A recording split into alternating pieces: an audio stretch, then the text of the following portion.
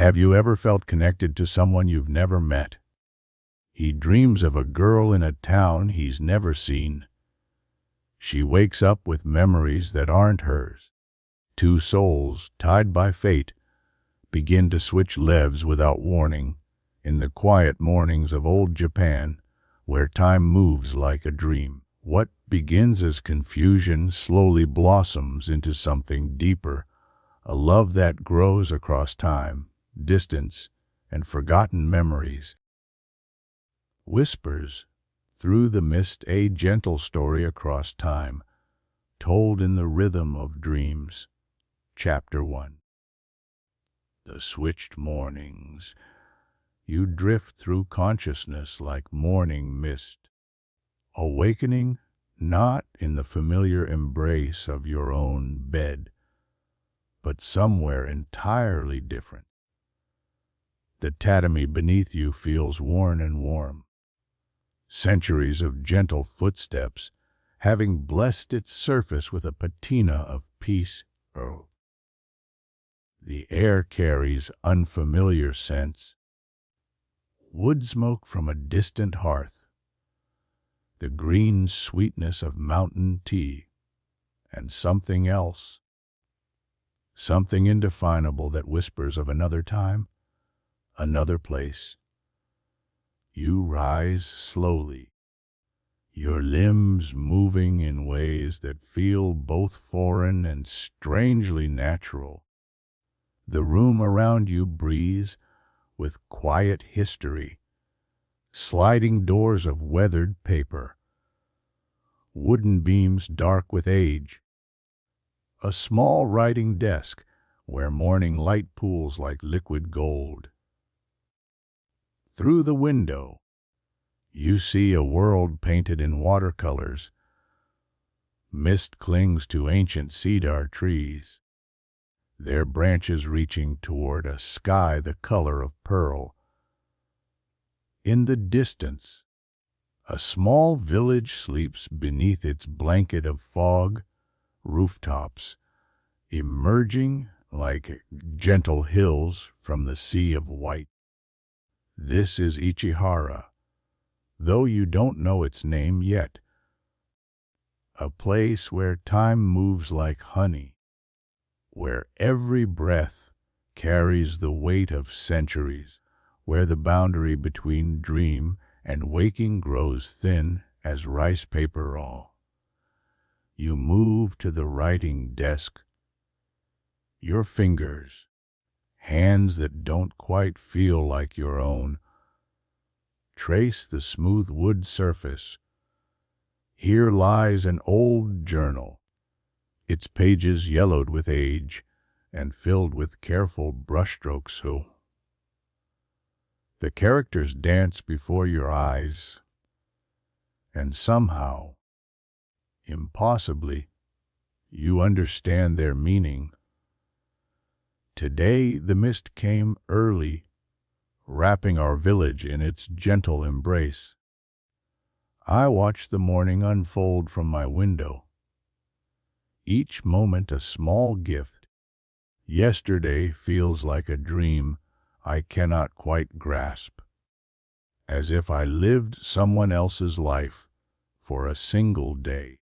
The handwriting is careful, methodical, the work of someone who finds solace in the rhythm of ink flowing across paper. Someone who notices the way light falls, the way silence has texture, the way even the smallest moments can hold infinite beauty. You set the journal down, moving through this borrowed morning like a sleepwalker. Your reflection in the old mirror shows a face you don't recognize. Young, gentle, with eyes that seem to hold depths of quiet contemplation. Dark hair falls across features that speak of mountain air and patient seasons. The morning routine unfolds without your conscious guidance, Hands that know these motions prepare simple tea, arrange flowers in a modest vase, move through the rituals of a life lived in harmony with the turning of days. Each action feels like meditation, like prayer without words. Outside, the village begins its gentle awakening. Voices drift through the mist like music, calling greetings across narrow lanes. The sound of water flowing over stones, the distant ring of a temple bell, the soft shuffle of feet on ancient pathways. You find yourself walking these paths, though you have no memory of choosing to do so. Your feet know every stone, every turn, every place where the morning light filters through the canopy of leaves overhead. This body moves with the certainty of someone who belongs to, who has walked these ways since childhood. An elderly woman tends her garden, her movements slow and purposeful as she cares for plants that seem to glow in the soft light. She looks up as you pass, her face creasing into a smile that holds a lifetime of mornings just like this one. "Good morning, Haru," she says, and the name settles into your consciousness like a stone dropped into still water. Haru, this borrowed identity, this gentle soul whose life you inhabit like a temporary guest. You nod, finding that even your voice has changed, softer, more thoughtful, shaped by the rhythms of this quiet place. "Good morning, Grandmother Sado." The conversation flows like a gentle stream, words about the weather, the gardens, the way the mist seems particularly beautiful this morning. Simple exchanges that carry the weight of community, of belonging, of lives intertwined like the roots of ancient trees. As you continue through the village, you begin to understand the shape of this existence, a life built from small moments, from observation and contemplation, from finding joy in the turn of seasons and the daily miracle of sunrise, a life that moves to the rhythm of nature itself. You pass the old train station, its wooden platform weathered by countless seasons. The tracks disappear into the mist, leading toward destinations you cannot see, cannot imagine. In the distance, so faint it might be imagination, you hear the sound of a train whistle, lonely and beautiful, like the call of some great bird crossing the sky.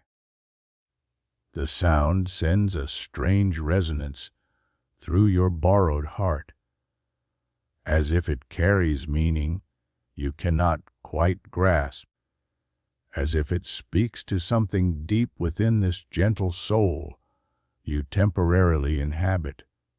You pause, listening, but the sound fades into the morning stillness. Hours pass like pages turning in a beloved book, each moment layered with the texture of a life lived slowly, deliberately. You find yourself at the village shrine, where prayers hang like origami birds from sacred branches. The air here feels different, charged with the devotion of generations. You kneel before the small altar, though you don't remember deciding to do so. Your hands move in gestures of reverence that feel both foreign and deeply familiar. Words form in your mind. Gratitude for the morning, for the mist, for the strange dream that has brought you to this moment of peace. As the sun climbs higher, burning away the protective veil of fog, you feel something shifting, a pull, gentle but insistent, drawing you back toward sleep, toward your own existence, toward a life you can barely remember. You return to the small house, to the room with its tatami floor and paper walls. The journal waits on the wooden desk, and you find yourself writing. Though the words feel like they come from somewhere beyond conscious thought. This morning brought the strangest dream. I walked through my village as if seeing it for the first time. Every sight, every sound, every scent felt both familiar and wondrous, as if I had been given new eyes, new appreciation for this life I have always known. I heard the train in the distance, that same lonely whistle that sometimes haunts my sleep. But today it felt different, like a message, like a promise, like the beginning of something I cannot yet understand. If this was a dream, I hope to dream it again. You set down the brush, your borrowed hands trembling slightly. The pull toward sleep grows stronger, unavoidable. You lie back on the familiar tatami, close eyes that are not your own, and let the gentle darkness take you. Meanwhile, across time and space, another awakening begins. The sound of traffic filters through modern windows, a city stirring to life with the urgency of progress. The rhythm of a world that moves faster than mountain streams, faster than mist across ancient valleys. You open eyes that flash with intelligence and energy, finding yourself in a room that speaks of contemporary life. Posters of musicians and movie stars brighten walls painted in cheerful colors. A desk scattered with books and papers, evidence of a mind that devours knowledge with hungry enthusiasm. This is not your room. These are not your things. And yet, as consciousness settles around you like an unfamiliar garment, you begin to navigate this borrowed existence with growing curiosity. The mirror shows a face full of life and determination. Features that speak of seaside air and urban adventures. Dark hair caught back with casual efficiency.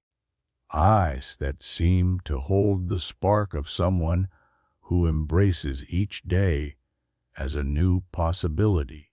Your name emerges from the depths of this borrowed memory. Eiko, a girl who lives in the bustling coastal city of Kamakura, whose life moves to the rhythm of train schedules and school bells, who finds beauty in the energy of human connection. The morning routine here flows with different rhythms, quick preparations, efficient movements, a life designed to catch buses and meet deadlines, to navigate the complex dance of modern existence. Yet even in its efficiency, there's a joy and enthusiasm that colors every action. You dress in clothes that feel foreign, yet somehow right. A school uniform that speaks of discipline and community, of shared purpose and collective dreams.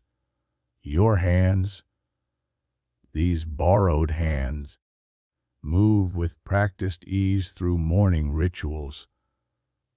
Each gesture speaks of someone who lives life fully, completely. The house around you breathes with different energy than the mountain dwelling you remember, though that memory already begins to fade like morning fog. Here, the sounds are of a family preparing for the day, voices calling through hallways, the clatter of dishes, the rustle of newspapers, the warm chaos of lives lived in proximity and love. Echo, you'll be late, calls a voice from downstairs, and you find yourself responding, moving toward the sound with automatic familiarity. Your borrowed identity knows this routine, these relationships, this web of connection and care. Breakfast unfolds around a table where conversation flows like a gentle river. Words about school, about friends, about plans that stretch toward futures bright with possibility. You participate, though part of you feels like an observer, watching this life unfold from a place slightly outside it. The walk to school takes you through streets alive with morning energy. Shopkeepers opening their doors to the new day. Students walking in clusters, their voices bright with laughter and discussion. The city here feels different from the mountain village, faster, more complex, but no less beautiful in its own way. You pass the train station, and something deep within this borrowed heart resonates with recognition. The sound of arriving trains, the whistle of departure, the rhythm of wheels on tracks. These sounds speak to something fundamental, something that transcends the boundaries of this temporary existence. For just a moment, standing on the platform as commuters flow around you like water around stones, you hear something, a whistle, distant and lonely, carrying echoes of mist and mountain air, carrying the ghost of a memory that belongs to someone else. But the moment passes, swept away by the current of this faster life, and you continue toward school, toward a day filled with lessons and friendships, with the bright energy of young minds discovering the world. The school building rises before you like a monument to learning, its windows reflecting the morning sky. Students stream through its entrances like tributaries joining a great river, each carrying their own dreams, their own stories, their own small pieces of the vast puzzle of human experience. In the classroom, you find yourself among friends whose faces feel familiar, whose voices carry the warmth of shared history. Conversations flow around topics you understand, though part of you remains that observer, that gentle presence watching this life unfold with curious eyes. The teacher speaks of literature, of the way words can bridge any distance, any difference, any barrier that seems to separate one soul from another.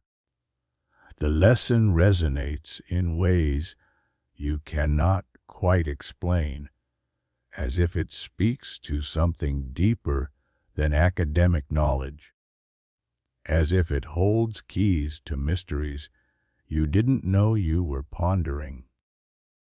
During lunch, sitting with friends beneath cherry trees that border the schoolyard, you find yourself drawn to write. Your borrowed hands move across paper with sudden urgency, recording thoughts that feel both alien and deeply true. Something strange happened this morning. I woke up feeling like I had lived someone else's dream, a place of mist and mountain air, where time moved like honey, where every breath felt like meditation. I can't shake the feeling that somewhere, someone is walking through my life, just as I seem to have walked through theirs. Oh, it should frighten me, but instead, it feels like the beginning of something beautiful. I heard a train whistle today, lonely and distant, and it felt like a message, like a bridge across impossible spaces, like the first note of a song I've been waiting my whole life to hear. Your friends notice your distraction, their voices bright with concern and curiosity. But how do you explain a dream that feels more real than waking, a memory that belongs to someone else, a connection that transcends all logic and understanding? Just thinking about a story I might write, you say, and the words feel true, even as they fail to capture the depth of what you're experiencing. Your friends accept this, knowing you as someone who lives partly in worlds of imagination, someone who finds stories in the spaces between ordinary moments. The afternoon passes like water over stones, classes and conversations, homework and planning, the gentle rhythm of a life lived among others, connected by the invisible threads that bind communities together, bind hearts to hearts across the small distances of daily existence. But as evening approaches, as the light begins to soften and the city prepares for night, you feel that familiar pull, that gentle insistence drawing you toward sleep, toward dreams, toward a place where the impossible becomes simply another way of being. You return to the house that is not yours, to the room that holds a life you are borrowing. The family dinner unfolds with warm familiarity, voices sharing the events of the day, plans for tomorrow, the simple pleasure of lives lived in connection. Later, alone in the borrowed room, you find yourself writing again, adding to the strange account that began at lunch, trying to capture something that seems to slip away even as you reach for it. The feeling grows stronger. This isn't just a dream. This is something else, something that connects two lives across whatever distance separates them. I don't understand it, but I want to. I need to. If someone is living my life while I live theirs, then perhaps we can find a way to speak to each other, to leave messages in the spaces we both inhabit, to build a bridge across the impossible. Tomorrow, I will look for signs, for proof that this strange sharing is real, for evidence that somewhere, in some other version of the world, someone is writing words just like these. Someone is wondering, just like I am wondering. You close the journal, this borrowed book of thoughts and dreams, and prepare for sleep, for the journey back to your own existence, your own life, your own questions and longings. But as you drift toward dreams, you carry with you the echo of misto, the memory of ancient trees, the sound of a train whistle calling across distances too vast to measure, calling with a loneliness that matches something deep within your own heart. And in that place between waking and sleeping, you whisper a name that feels both foreign and familiar. Haru. The word dissolves into dreams, into the gentle darkness that holds all possibilities. Chapter 2. Letters across time. Days pass like leaves drifting down from autumn trees, each one carrying its own small mysteries, its own quiet revelations. You find yourself caught between two lives, two worlds that exist in the spaces between sleeping and waking, between dream and memory. The switches come without pattern, without warning. Some mornings you wake in the mountain village where mist clings to ancient cedars, where time moves with the patience of stone, where every breath carries the weight of centuries. Other mornings bring you to the coastal city, to streets alive with modern energy, to a life that pulses with the rhythm of trains and school bells, and dreams that stretch toward bright futures. But now you begin to understand that this is more than dreaming, more than the random firing of a sleeping mind.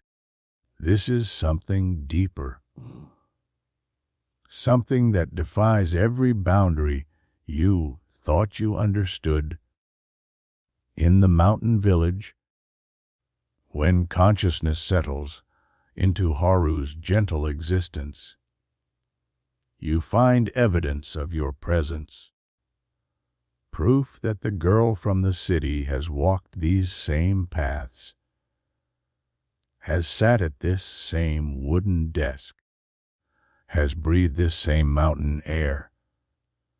The journal holds new entries, written in handwriting that is not quite Haru's careful brush strokes, but flows with its own graceful energy. I don't know who you are, but I know you're real. The way you arranged the flowers yesterday, the small changes in the room, the sense that someone else has been here, has lived these moments, has seen this world through different eyes. Your life is so peaceful, so centered. I find myself slowing down when I inhabit your days, noticing things I would normally rush past. The way morning light pools on the tatami, the sound of your grandmother's laughter, the way the entire village feels like a prayer made manifest. I'm going to leave this message here and hope that somehow you'll find it, that you'll understand, that you'll write back. My name is Echo. Your borrowed hands tremble as you read these words, as understanding dawns like sunrise over mountain peaks. You are not alone in this impossible experience. Someone else walks between worlds. Someone else knows the strange displacement of living borrowed days. Someone else yearns for connection across whatever distance separates your lives. With growing excitement, you take up the brush, adding your response beneath her words. Echo, your name is as beautiful as morning mist. I am Haru, and I have walked through your days, just as you have walked through mine. Your world moves so quickly, with such energy and purpose. I find myself caught up in its rhythm, in the brightness of your friendships, in the way you embrace each moment with such enthusiasm.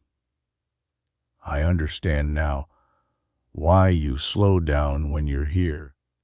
Our village exists outside the rush of time. Here, we learn that every moment holds infinite depth.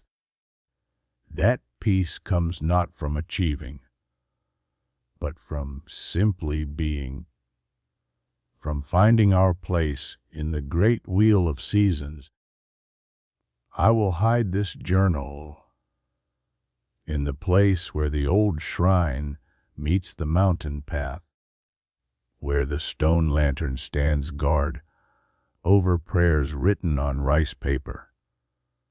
Perhaps there, in that space between earth and sky, our words can find each other, and so begins the correspondence, the slow building of a bridge across impossible spaces, messages left like origami birds, folded with care and hope, hidden in places that somehow exist in both worlds, in both times, in the mysterious overlap where your shared existence becomes possible, or in the city, when you wake as Echo, you find your own evidence of this strange communion. The journal you began, filled now with responses in handwriting that speaks of mountain quiet, of contemplation, of a soul that finds beauty in stillness. Dear Echo, your yesterday became my today, and I walked through your school like a dreamer learning to see. Your friends are wonderful, so full of life and laughter. I found myself laughing with them, though I'm not sure I understood all the jokes. Your teacher spoke of poetry, and I thought of how your life itself is a kind of poem, full of rhythm and color and unexpected rhymes. I left you a small gift, hidden behind the books in your desk drawer. A pressed flower from our mountain, a piece of my world to carry in yours. I hope you find it. I hope it doesn't wither before you wake. Oh, do you hear the trains, oh, the way they call across distances? Every time I hear that whistle, in your world or mine, I think of you, of this strange connection that neither of us chose, but both of us seem to treasure. You search the desk, heart racing with anticipation, and there, pressed between pages of a poetry book, you find it, a mountain cherry blossom, perfectly preserved, its pink petals translucent as rice paper, carrying the faint scent of another world, another time, another life lived in harmony with seasons you can only imagine. Tears spring to your eyes, though you cannot say why. This simple flower feels like proof of miracles, like evidence that love can transcend any boundary, any distance, any barrier that seems to separate soul from soul.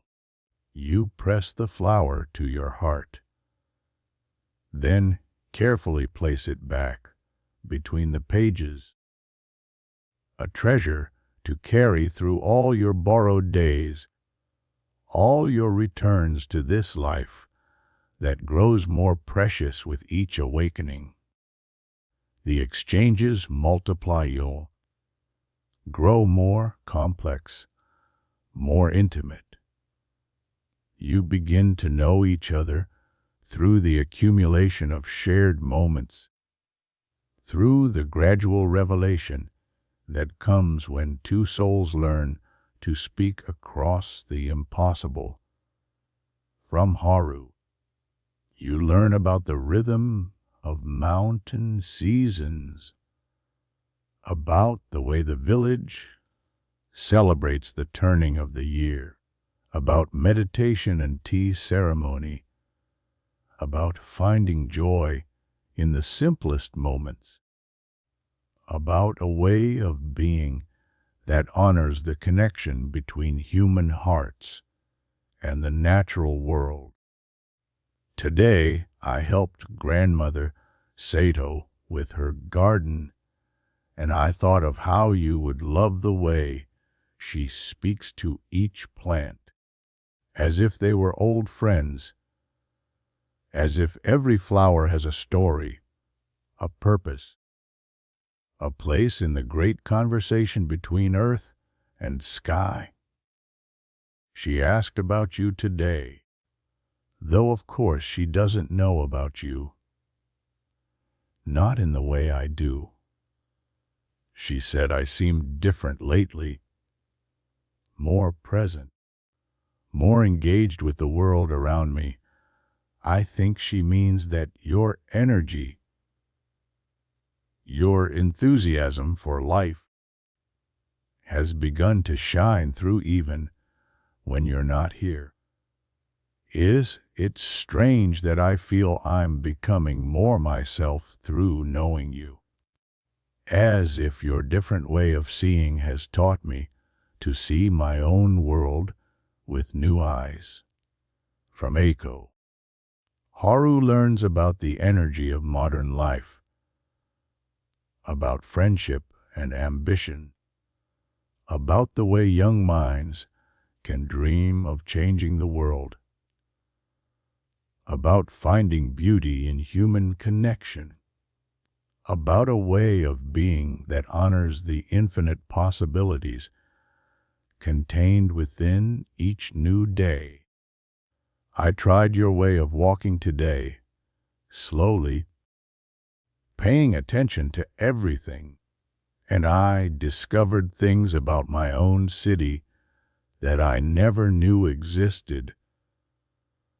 A small shrine tucked between buildings, an old woman feeding stray cats, the way afternoon light transforms ordinary streets into something magical.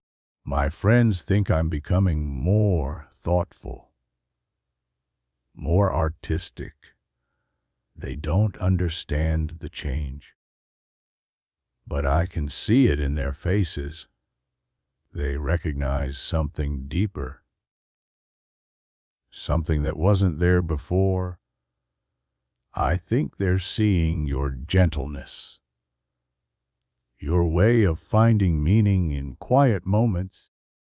Sometimes I wonder if we're changing each other, if, by walking in each other's lives, we're becoming more than we were, more than either of us could be alone. The letters become longer, more detailed, filled with observations and questions, with growing affection and understanding. You begin to sketch maps for each other, describing the layout of your respective worlds, trying to build bridges of understanding across the mysterious space that separates your lives. Aiko draws the streets of Kamakura, the route to school, the shops and stations, the places where she feels most herself. She describes the view from her bedroom window, the sound of the ocean on quiet nights, the way the city lights reflect off the water like scattered stars. Haru maps the mountain village, the winding paths between houses, the location of the shrine, the temple, the places where morning mist lingers longest. He writes of the view from the hilltop, of the way clouds move through valleys like slow rivers, of the sound of wind in ancient trees. But as the correspondence deepens, as understanding grows, questions begin to arise that neither of you can answer, questions that cast shadows across the growing light of connection. Eiko, I tried to find your Kamakura on the maps at our small library, but the ones we have are old, and the city you describe, with its modern buildings and train lines, doesn't match what I see. Could it be that we exist not just in different places, but in different times? Haru, I researched mountain villages, looking for Ichihara, but I cannot find it on any current map. No record of a place that matches your descriptions. The closest I can find are historical references, old documents that speak of villages that no longer exist, that were lost to landslides or floods, or the simple passage of time. What does this mean for us? What are we to each other if we exist in different moments of history? How can we bridge a gap that spans not just miles, but years, decades, perhaps more? The questions hang between you like mist, beautiful and mysterious, but also troubling, tinged with the first hint of loss. The first suggestion that this impossible connection might be more fragile than you dared to imagine. Yet even as doubt begins to creep into the corners of your shared world, The connection deepens. The switches continue. Unpredictable, but precious. Each borrowed day a gift to be treasured. Each exchange of letters a small miracle. You begin to establish routines, small rituals that help you navigate this strange existence. When you wake as Haru, you check the hiding place by the shrine. Read Aiko's latest letter.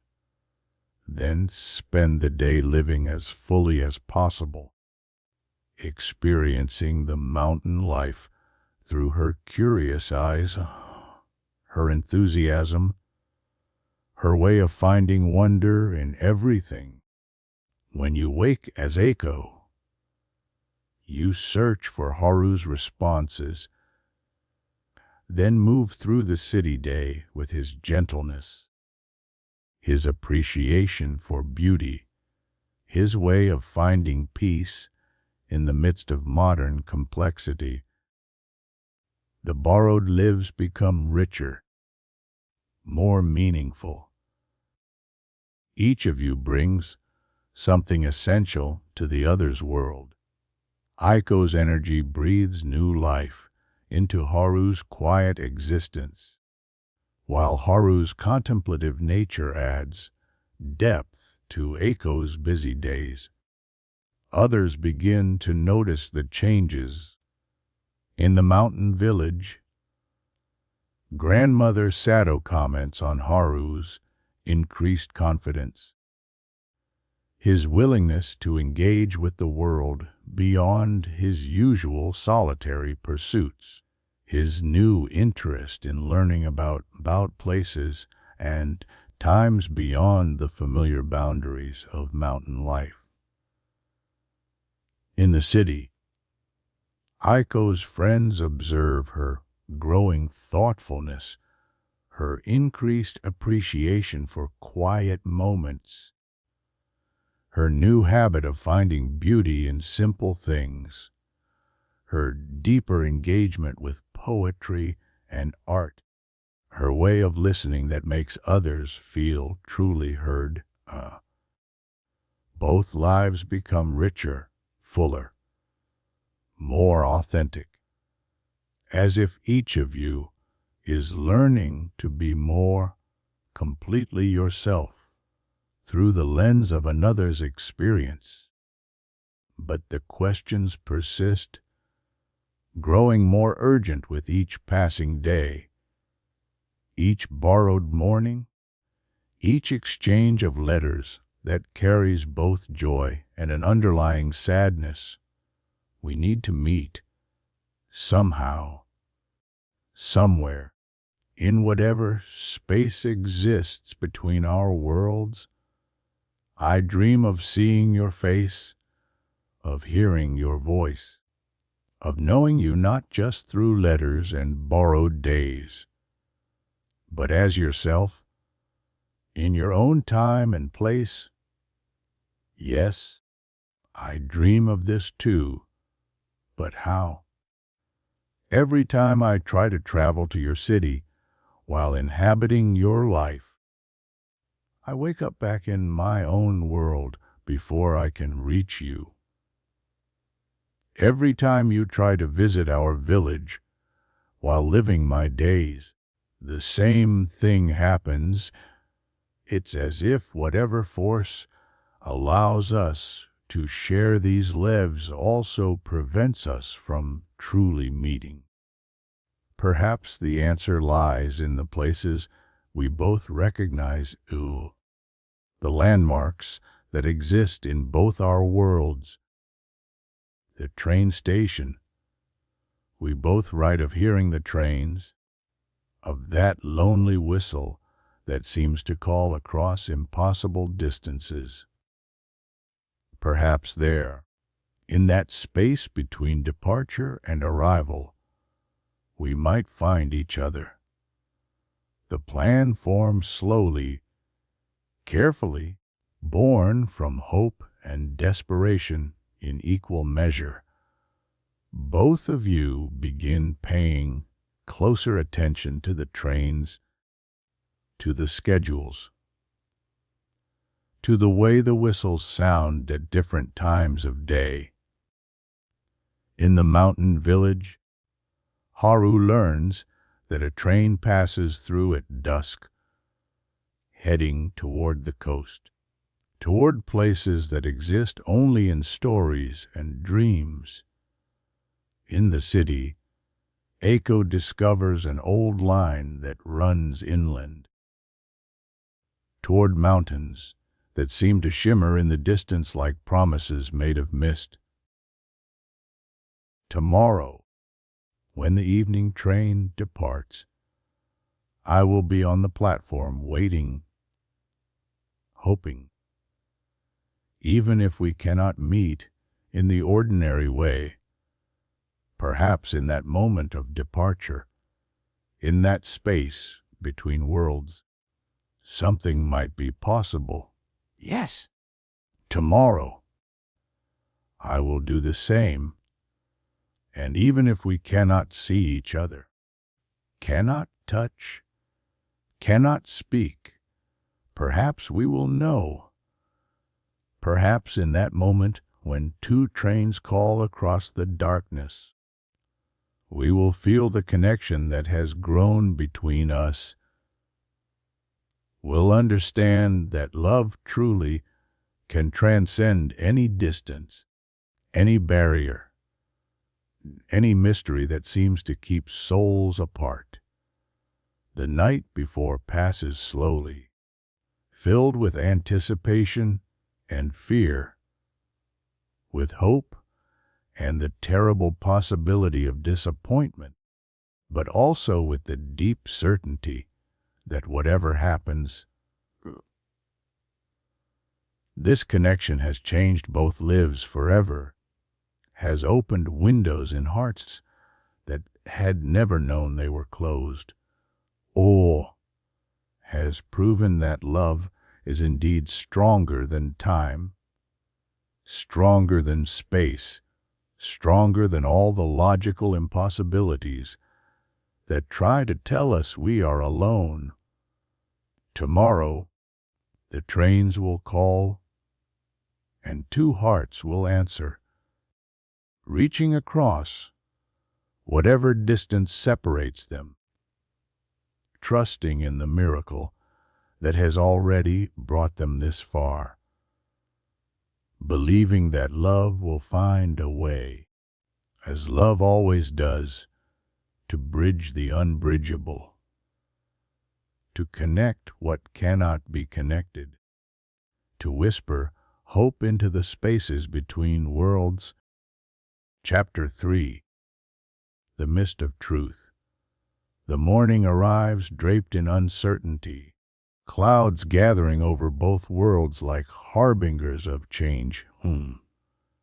You wake in your own life, your own time, your own body that feels strange after so many borrowed days, so many mornings of seeing the world through different eyes.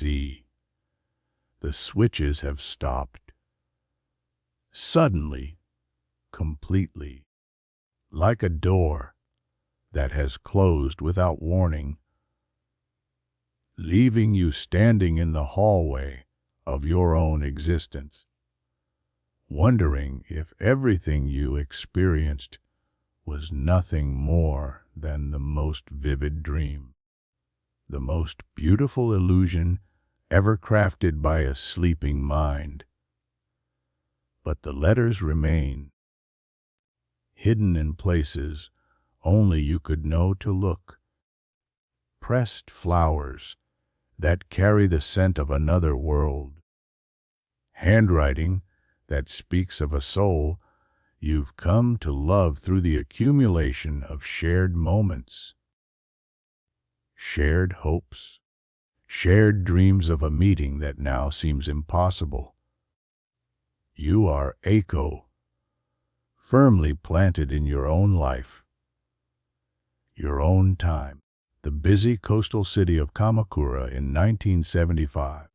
surrounded by the energy and noise and bright possibilities of the modern world, but something essential has gone out of your days, something that made each morning feel like a gift, each moment like a small miracle.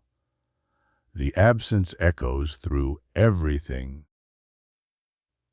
through conversations with friends who notice your distraction, through classes where your mind wanders to mountain mist and ancient temples, through evenings when you stare out your window toward the inland hills, wondering if somewhere, in some other version of the world, a gentle soul named Haru is looking toward the coast, toward you. Days pass in this strange life, this existence that feels incomplete, like a song with half its notes missing. You continue to leave messages in the hiding places, continue to hope that somehow, somewhere, the connection will be restored. Haru, are you there?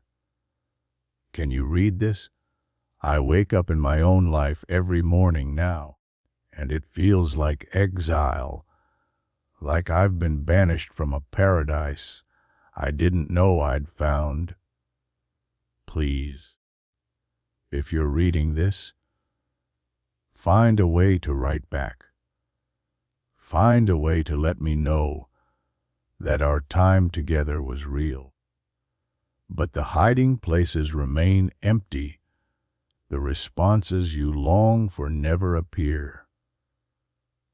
The pressed flowers begin to wither, turning brown at the edges, as if they too are dying without the mysterious force that once sustained them. Weeks pass, and desperation begins to replace hope. The fear that you are losing your mind, replacing the beautiful certainty of love. What if it was all delusion? What if the strain of modern life, the pressure of expectations, the weight of growing up in a world that moves too fast? What if all of it conspired to create an elaborate fantasy, a retreat into imagination when reality became too much to bear? But you cannot accept this, cannot let go of the connection that felt more real than reality itself, more true than any truth you've ever known. If Haru was real, if the village exists, if the love that grew between you through letters and borrowed days has any substance, then there must be a way to find proof, to discover the truth that hides behind the silence. You begin to research, diving into libraries and archives, into maps and historical records, into any document that might hold traces of the mountain village, any evidence that Ichihara was more than a dream. The search becomes obsessive, consuming. Every free moment spent poring over old records, following leads that twist and turn through the bureaucratic maze of local government, historical societies, land surveys, weather reports, anything that might contain even the smallest reference to the village you know exists, must exist, somewhere in the mountains inland from your coastal home. The librarians begin to know you by sight. This young woman who arrives each afternoon with a stack of requests, who spreads maps across reading tables like a general planning a campaign, who approaches each new document with the intensity of someone searching for treasure, for salvation, for proof that love is more than wishful thinking. And then, late one afternoon, when the autumn light slants low through library windows, when your eyes ache from straining over faded photographs and typed reports, you find it. A single paragraph in a geological survey from 1971, dry, clinical, devastating in its brevity. The village of Ichihara, population 127, was destroyed on August 15, 1971, by a landslide triggered by unseasonable rains.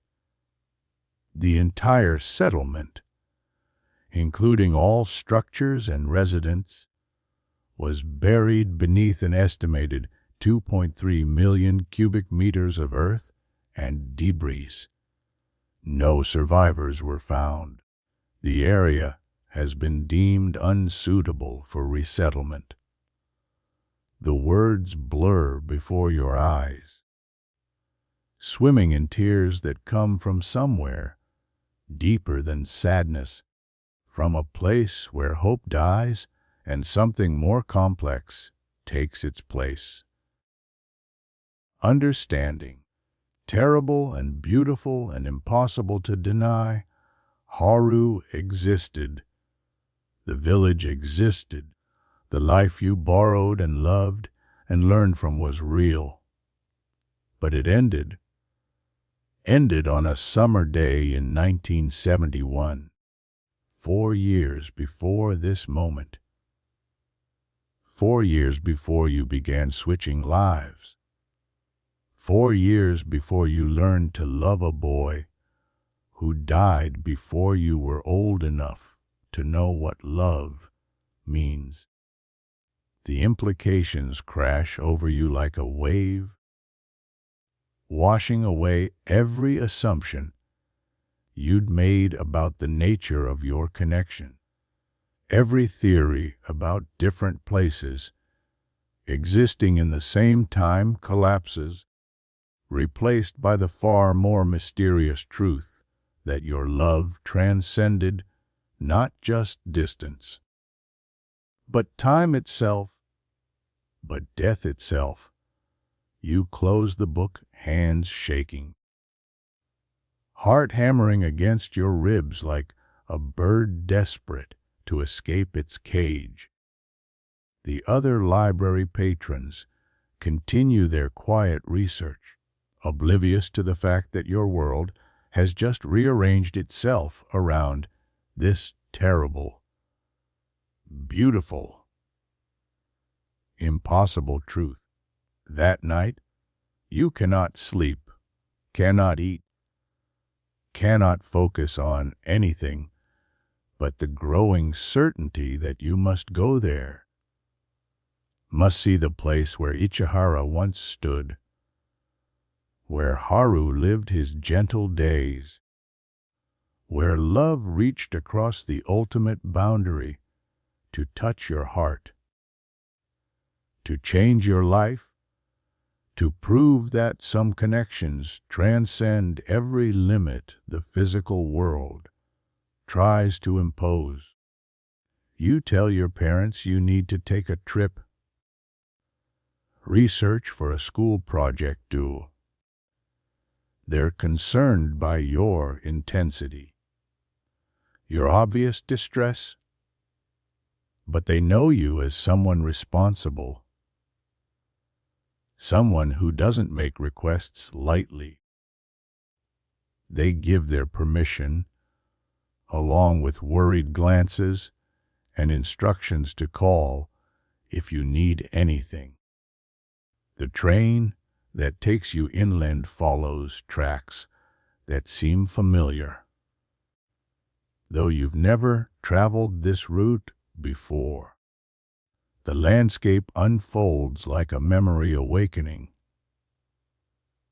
rolling hills giving way to steeper terrain, rice fields replacing suburban sprawl, the air growing thinner, cleaner, tinged with the scent of pine and mountain streams. You transfer to a smaller train, then to a bus that winds through narrow roads, up into terrain that grows more remote with every mile. The other passengers thin out until you're almost alone, traveling toward a destination that exists only in geographical coordinates, only in the clinical language of geological surveys. The bus driver looks puzzled when you tell him where you want to stop. "There's nothing there, he says. "Hasn't been anything there for years. Just forest now. Just the mountain reclaiming what was always its own." But he agrees to drop you at the closest approach, a dirt road that leads up the mountainside toward the coordinates burned into your memory. You walk, following the road as it narrows to a trail, as it disappears entirely beneath the encroachment of wild growth. The afternoon sun filters through canopy that grows thicker with every step.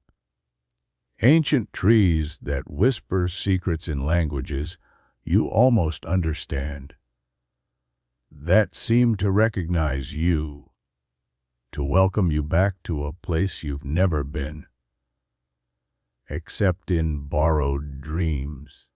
The landscape begins to match the maps you've memorized, the topography you've studied until it became more familiar than your own neighborhood. You recognize the shape of hills, the curve of the stream, the way the mountain slopes rise toward peaks that disappear into low, hanging clouds. And then you reach it, the place where Ichihara once stood, where 127 souls lived their gentle lives until the mountain decided to reclaim them, where a boy named Haru wrote poetry and tended gardens and learned to love a girl he would never meet except in the space between dreaming and waking, between memory and hope. At first, you see only wilderness, forest that has grown thick and wild over the scars left by disaster, trees that have pushed up through the debris, their roots intertwining with the remnants of lives lived and lost. Nature's patient work of healing, of covering tragedy with new growth, new possibility. But as your eyes adjust, as you move through the undergrowth with growing certainty, you begin to see traces, foundations barely visible beneath moss and fallen leaves, stone steps that lead nowhere, fragments of ceramic tiles that once graced someone's roof, someone's home, someone's dreams of permanence. Here, a stone lantern, weathered but still recognizable, still marking what was once a sacred space. There, the outline of what might have been a garden, where careful hands once coaxed beauty from mountain soil, where flowers bloomed in patterns that spoke of aesthetic understanding, of harmony between human desire and natural possibility. You move through this green cemetery with reverence, with the growing awareness that you are walking on holy ground, not because of any religious significance, but because this is where love learned to transcend its own limitations, where two souls found each other across the ultimate distance, where the impossible became simply another word for miracle. And then, almost hidden beneath a tangle of vines, you find it, the train station, or what remains of it, the wooden platform weathered to silver, partially collapsed, but still recognizable, still carrying the ghostly echo of the lonely whistle that called across time, that carried messages between worlds, that promised connection in the face of every obstacle. You sink to your knees on what was once the platform, hands pressed against wood that Haru's feet once touched, air that carried his breath, space that held his hopes, his dreams, his growing love for a girl from a future he would never see. The tears come then, not just sadness, but something more complex. Grief for the loss, yes, but also gratitude for the gift, wonder at the mystery that allowed love to reach across death itself, all at the realization that some connections are stronger than time, stronger than physical existence, stronger than every rational explanation the world offers for how things work.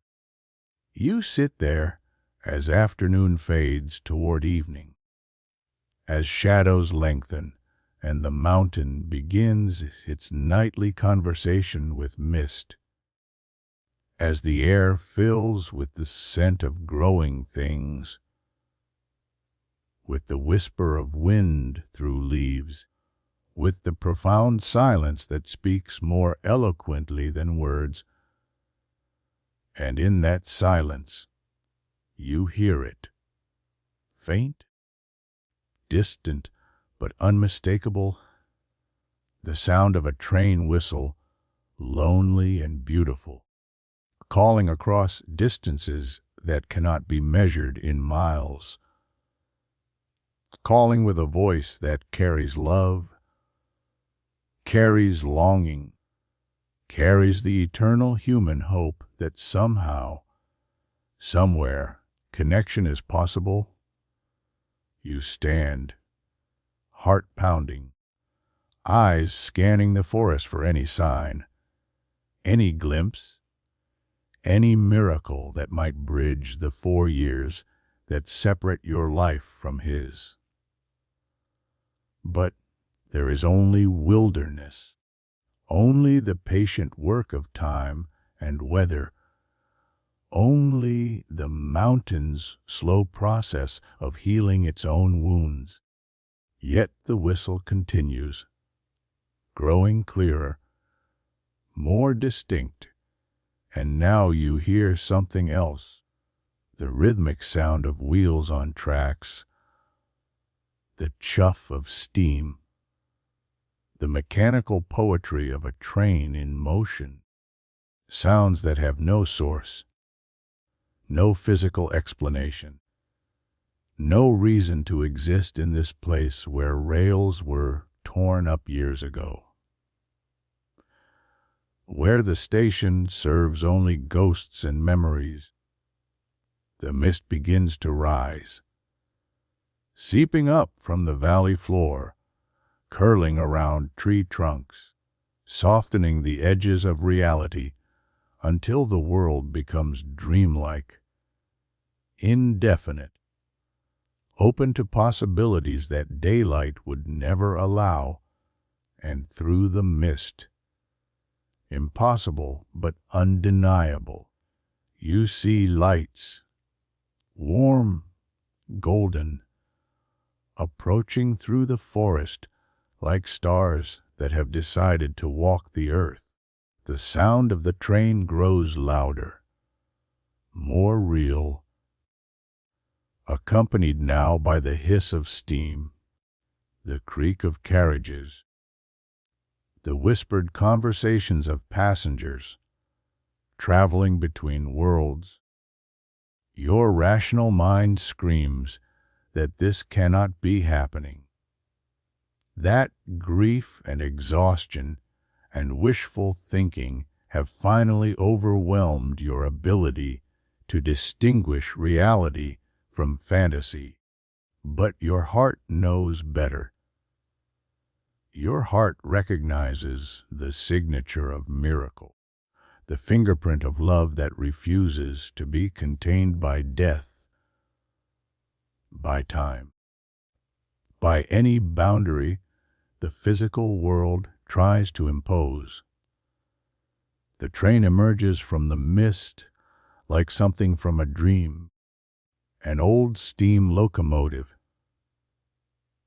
elegant in its simplicity, pulling carriages that glow with warm light from within, moving along tracks that exist only in the space between what was and what might be, between memory and hope, between the world of the living and whatever lies beyond.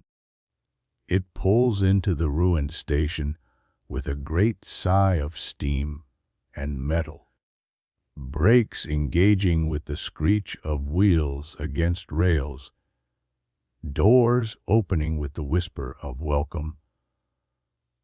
And there, in the doorway of the first carriage, backlit by golden light, stands a figure you recognize, though you have never seen him with your own eyes. Haru.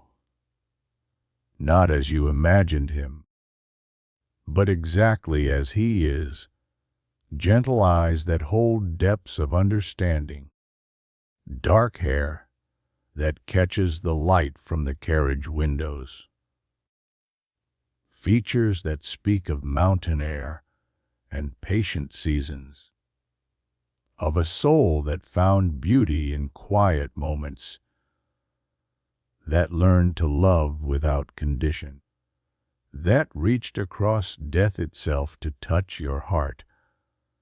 He sees you, and his face transforms with joy, with recognition, with the radiant certainty of love fulfilled against impossible odds.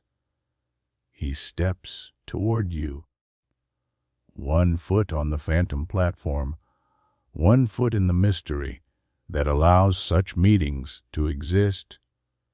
Aiko, he says, and your name in his voice sounds like music on, like prayer, like the answer to every question you never knew you were asking. Oh, you found me. You came. You try to move toward him, to close the distance that has kept you apart for so long, but your feet feel rooted to the platform, as if some invisible force holds you in place, allows you to see, to hear, to understand, but not to touch, not to cross fully into his world. I don't understand, you whisper, and your voice seems to echo strangely in the mist, wrapped space. How is this possible? You died 4 years ago, the landslide. His smile is soft, tinged with sadness, but radiant with acceptance. Death is not the end. Echo, it's just another kind of boundary, and love, true love finds ways to cross every boundary. Awe. You taught me that. Through all our shared days, all our letters, all the ways you helped me see my world through your eyes. But why? The words tear from your throat like sobs. Why were we connected? Why did you come to me from the past? Why did this happen? Because, he says, and his voice grows distant, as if he's speaking from across great spaces. Because some connections transcend time, transcend death, transcend every limit the physical world tries to impose. Because love, real love, exists in a place that has no boundaries, no beginning, no end. The train whistle sounds again, mournful, beautiful, tinged with the sadness of departure. The conductor, a figure you cannot quite see clearly, calls out in a voice like wind through ancient trees. All aboard, last call, time to go.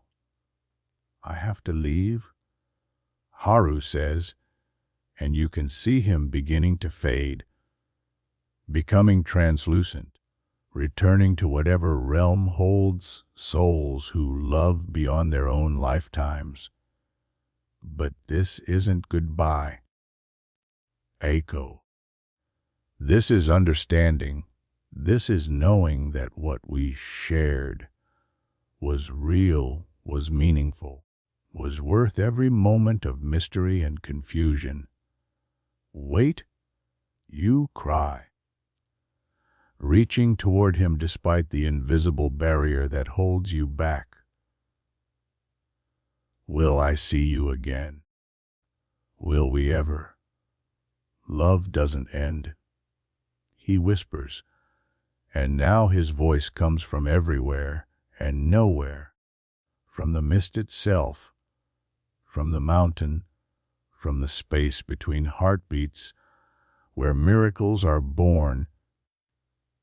Love just changes form, finds new ways to express itself, new ways to bring joy, new ways to remind us that connection is always possible.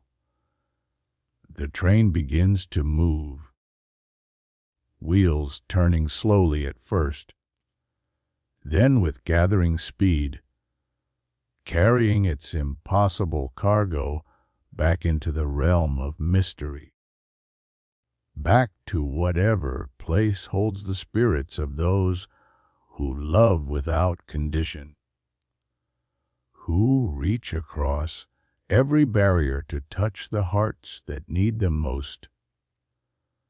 You watch until the lights disappear, until the sound fades into the evening stillness, until the mist settles back into simple weather, until the ruined station returns to being just weathered wood and broken dreams and the patient work of time. But something has changed.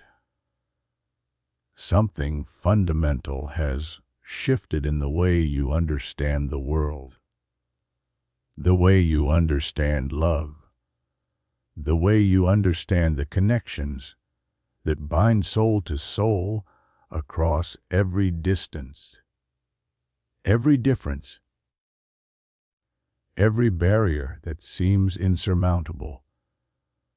You stand there in the gathering darkness, on the platform where love learned to transcend death, where two hearts found each other across impossible spaces, where the universe revealed one of its deepest secrets. That connection is always possible. That love is always stronger than the forces that try to keep it apart. The walk back down the mountain passes like a meditation, each step carrying you further from the place of miracle, but deeper into understanding, deeper into the certainty that what you experienced was real, was meaningful, was a gift beyond measure. The bus, the train, the return to your familiar world. All of it feels like sleepwalking, like moving through a reality that has become transparent, less substantial than the love that now fills your heart, the understanding that now illuminates your mind. You return home changed, carrying within you the echo of that golden train, the memory of Haru's voice, the absolute certainty that love transcends every boundary, every limitation, every reason the logical world offers for despair. Your parents notice the change immediately. The peace in your eyes, the quiet confidence that has replaced the desperate searching. The way you move through the world now, as if you carry a beautiful secret, a treasure that illuminates everything you touch. That night, you write in your journal, but the words feel different now. No longer desperate questions or longing pleas, but simple testimony, quiet witness to the miracle you've experienced. I found him. I found the truth. I found the understanding that makes sense of everything. Haru is real. Our love is real. And death is just another kind of distance that love learns to cross.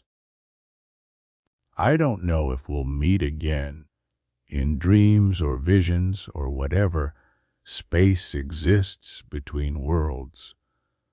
But I know now that we don't need to. What we shared, what we learned from each other, what we became through our connection, all of that lives on. All of that continues to grow. All of that makes every day more beautiful than it was before. Tomorrow I'll wake up in my own life, my own time, my own body. But I'll carry with me the gift of understanding, the certainty that love is stronger than death, stronger than time, stronger than every barrier that seems to separate soul from soul.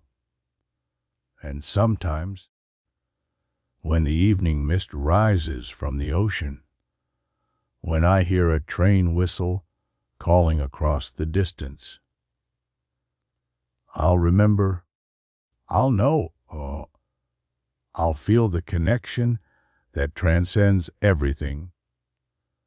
That proves love is the only truth that really matters, the only force that really lasts. You close the journal and prepare for sleep, for dreams that may or may not carry you to distant places, to borrowed lives, to mysteries you're no longer desperate to solve. Because now you understand. Some gifts come only once. Some miracles have their season. Some connections serve their purpose and then transform into something deeper. Something that lives not in the dramatic moment of contact, but in the quiet certainty of love that continues beyond every ending. You close your eyes and drift into sleep with the sound of a distant whistle. the scent of mountain mist, the absolute knowledge that love, true love, finds a way, always finds a way, to bridge every distance, to heal every wound, to whisper hope into the spaces between worlds. Chapter 40 whispers in the fog.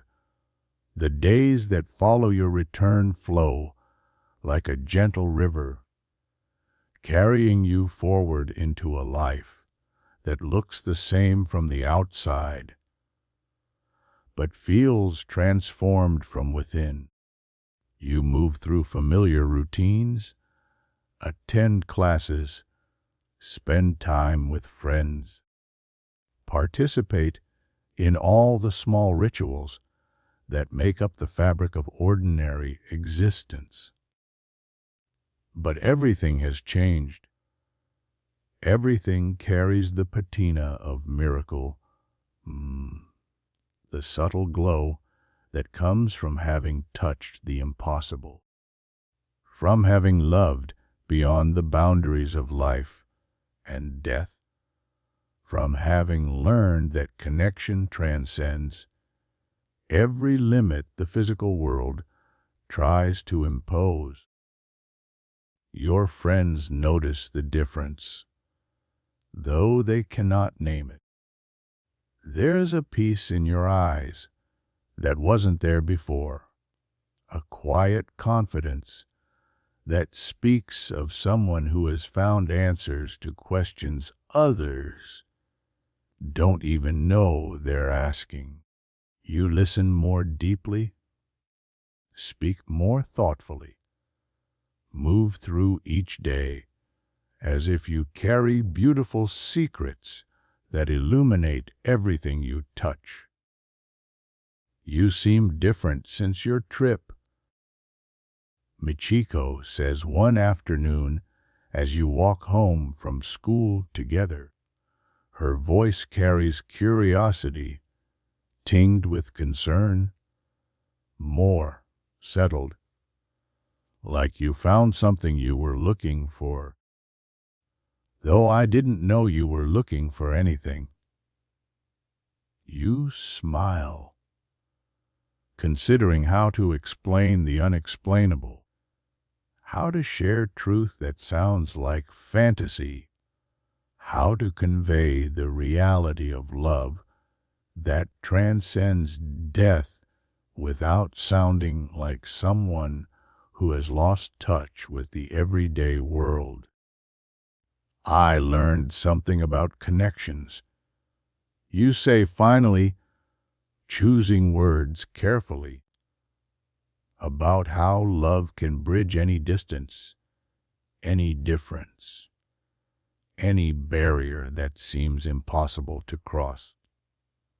I learned that some things are stronger than time, stronger than circumstance, stronger than all the reasons we think we have to feel alone.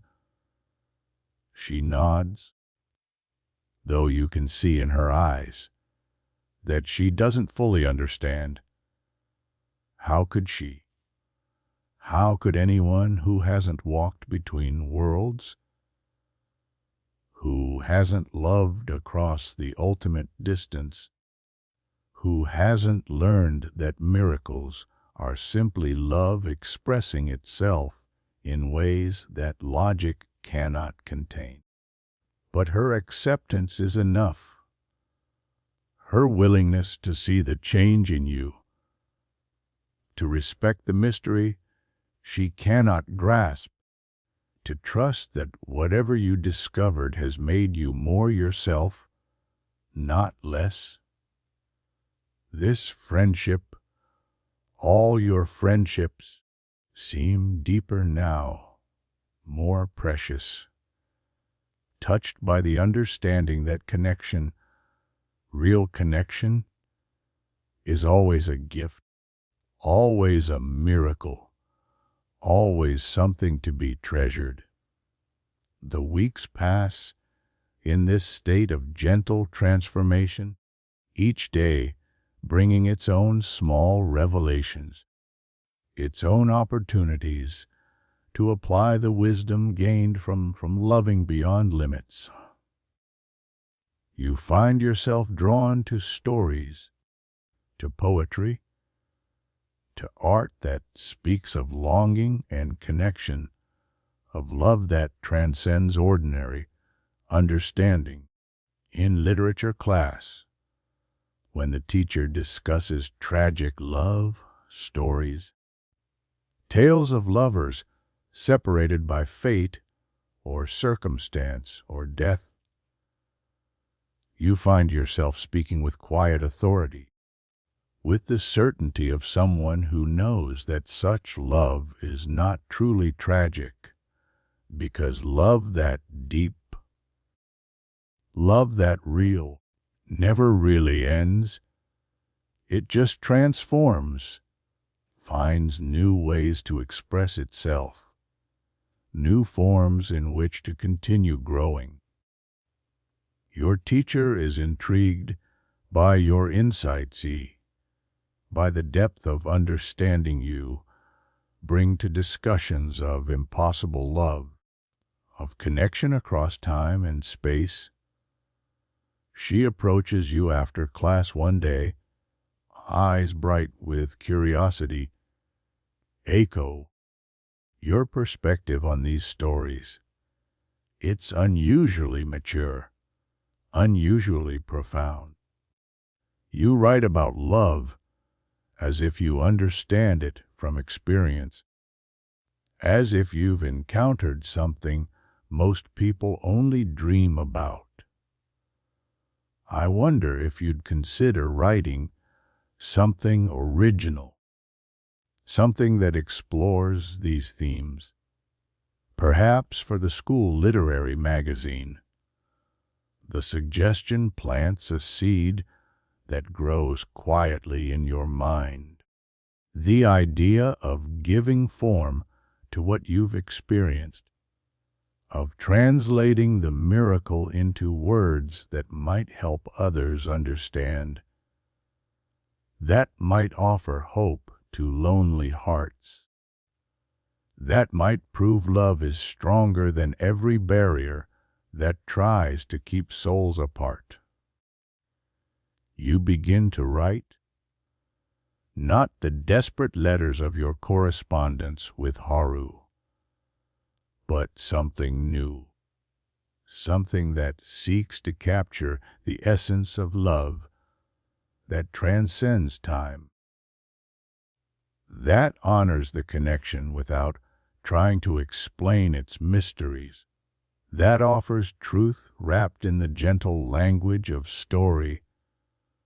The words flow like water, like music, like prayers offered to the universe in gratitude for gifts beyond measure. You write about mist and mountain villages, about cities by the sea, about trains that call across impossible distances, about love that finds a way to bridge every gap, to heal every wound, to whisper hope into the spaces between worlds. But as autumn deepens toward winter, as the anniversary of your mountain pilgrimage approaches, you feel a pull, subtle but persistent, drawing you back toward the place where understanding was born, where love revealed its deepest secrets, where mystery transformed into certainty. You cannot say why you need to return. The rational part of your mind argues that there's nothing left to find, nothing left to learn. You've received your miracle, touched the impossible, been gifted with understanding that will illuminate the rest of your life. But the heart has its own logic, its own wisdom, its own needs that transcend rational explanation, and your heart whispers that there is something more, some final gift waiting in the mist, wrapped ruins, some last revelation that will complete the circle, that will bring perfect closure to the story that began with borrowed dreams and led to love that conquers death. The journey this time feels different, no longer desperate, no longer driven by questions that tear at your soul. Instead, you travel with quiet anticipation, with the serene confidence of someone following a path that leads toward grace, toward completion, toward the final note in a song that has been building toward resolution since that first morning when you woke in a mountain village that existed only in memory. The train carries you inland through landscape that looks different now. Winter has stripped the trees to their essential forms, revealed the bones of the mountains, created a world of stark beauty, where every line speaks of patience, of endurance, of the way life persists through every season, every challenge, every apparent ending. You disembark at the same small station, walk the same winding roads, follow the same barely visible trail that leads up into the mountains, toward the place where Ichihara once stood, where 127 souls lived their gentle lives until the mountain reclaimed them, where love learned to transcend its own limitations. But the forest has changed. Winter mist clings to the bare branches like ghostly garments, creating a world that exists somewhere between earth and sky, between reality and dream, between the solid certainty of what is and the infinite possibility of what might be. You reach the ruins as afternoon fades toward evening. As the mist begins its nightly dance among the trees, as the boundary between visible and invisible grows thin as rice paper, the remnants of the village seem more present somehow, as if winter has stripped away the camouflage of growing things, revealed the true shape of what was lost, what endures, what continues to exist in the realm of memory and love. You make your way to the train station, to the weathered platform where you last saw Haru, where the phantom locomotive carried him back to whatever realm holds souls who love beyond their own lifetimes. The wooden boards creak beneath your feet, a sound like sighs, like whispered conversations between the living and the dead. As you settle onto the platform, back against the ruined waiting room wall, you notice something you missed before. A loose board, slightly askew, as if it has been disturbed by more than weather, by something seeking, or something hiding. With growing excitement, you work the board free, revealing a small hollow beneath, a hiding place protected from rain and snow and the patient work of decay. And there, wrapped in oiled cloth, preserved by someone who understood the importance of leaving gifts for the future. You find it. A journal, older than the one you shared with Haru, its leather binding worn soft by countless hands, its pages yellowed but intact.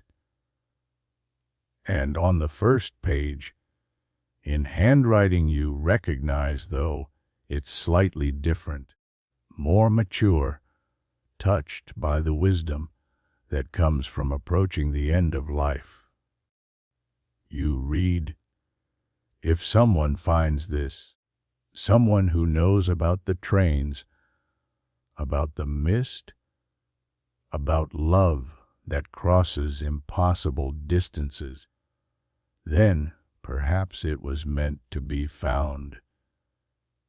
Perhaps some stories are meant to continue, even after their primary characters have exited the stage.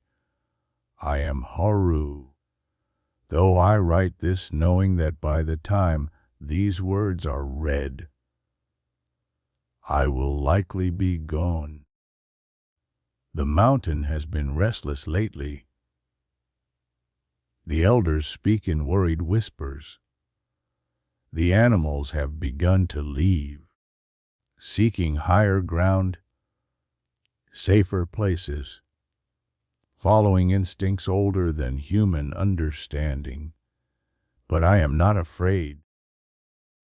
How can I be afraid when I have been given the gift of knowing that love transcends every ending?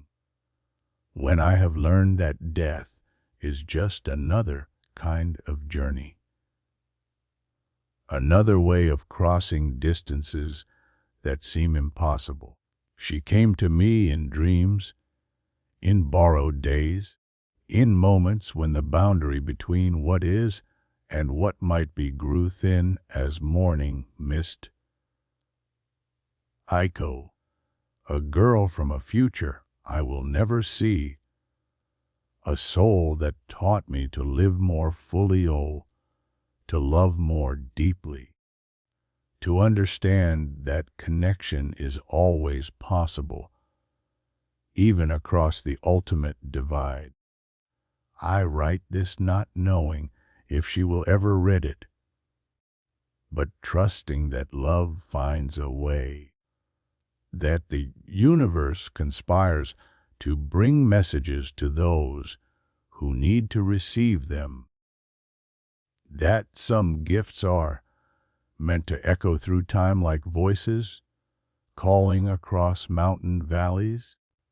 Your hands shake as you turn the pages, each one a revelation, a glimpse into Haru's final days, his growing awareness of approaching disaster, his serene acceptance of fate, his absolute certainty that love transcends every ending.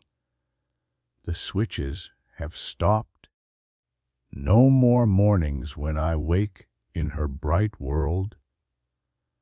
No more chances to walk through her days with wonder and gratitude.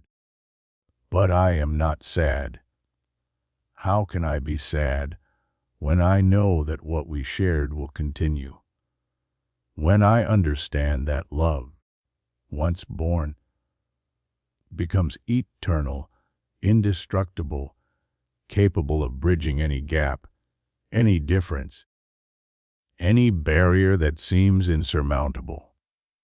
I have written letters, hidden them in places she might look if she ever comes searching, if she ever needs proof that our connection was real.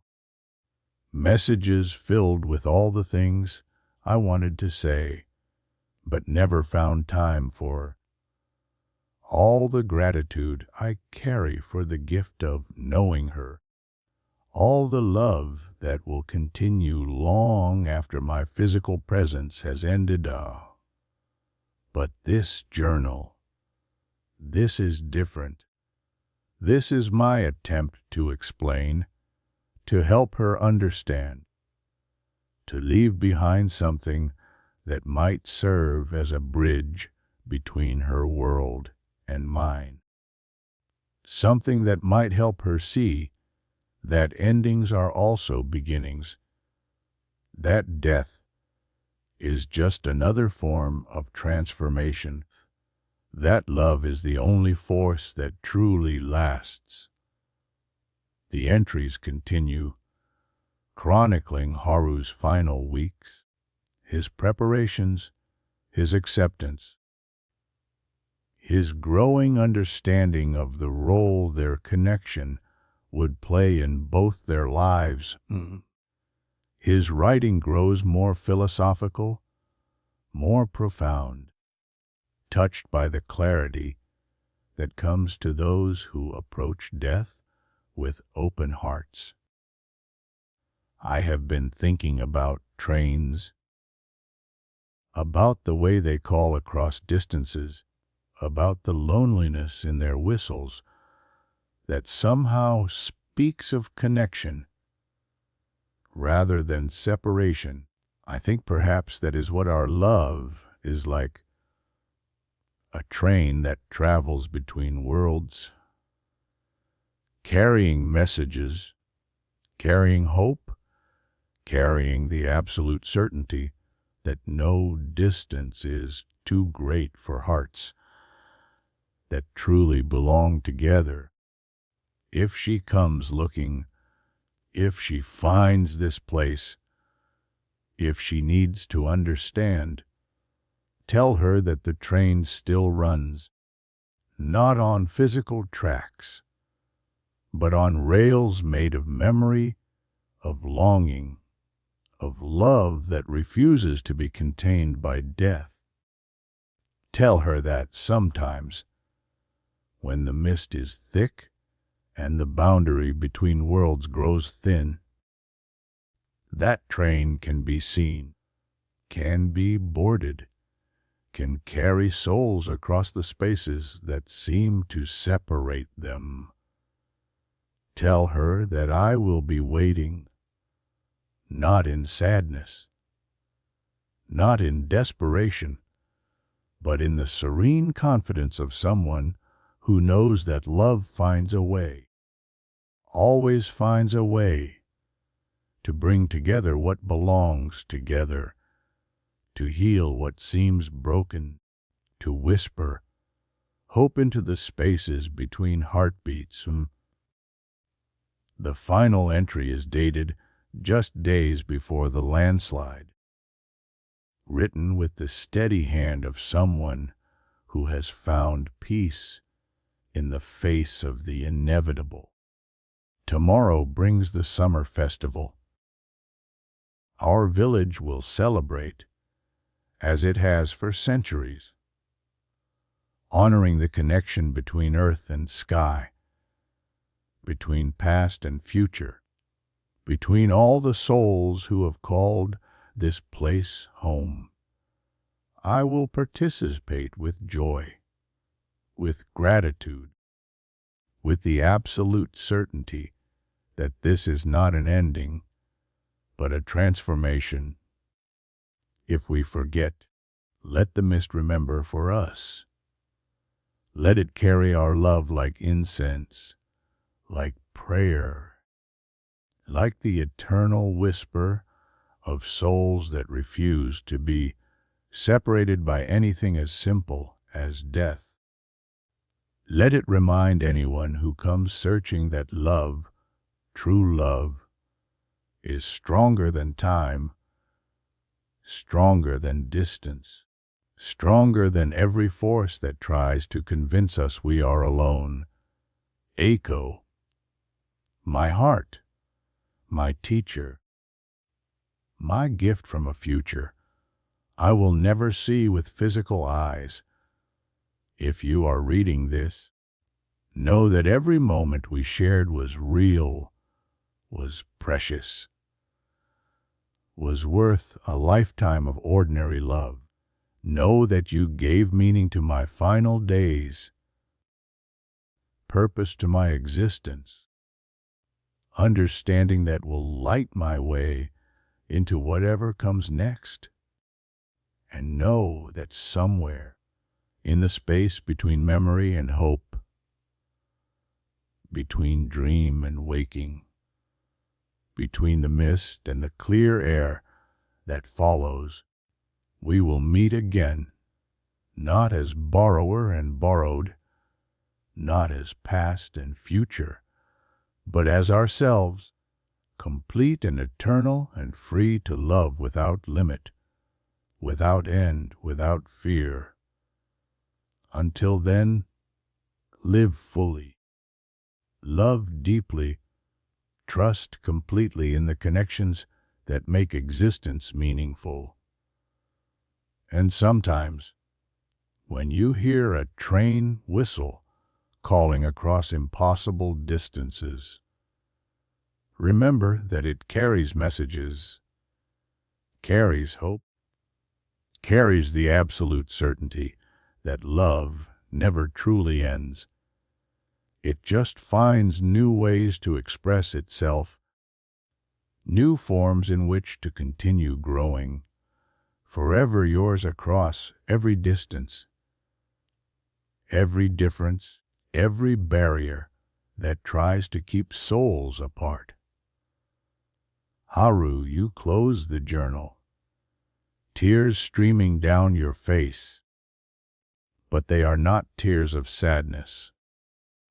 They are tears of completion, of understanding, of gratitude for a gift so perfect, so complete, so exactly what your heart needed that it can only be described as grace. The mist has grown thicker while you read, wrapping the ruins in its gentle embrace, softening the edges of reality until the world becomes dreamlike, open to possibilities that daylight would never allow.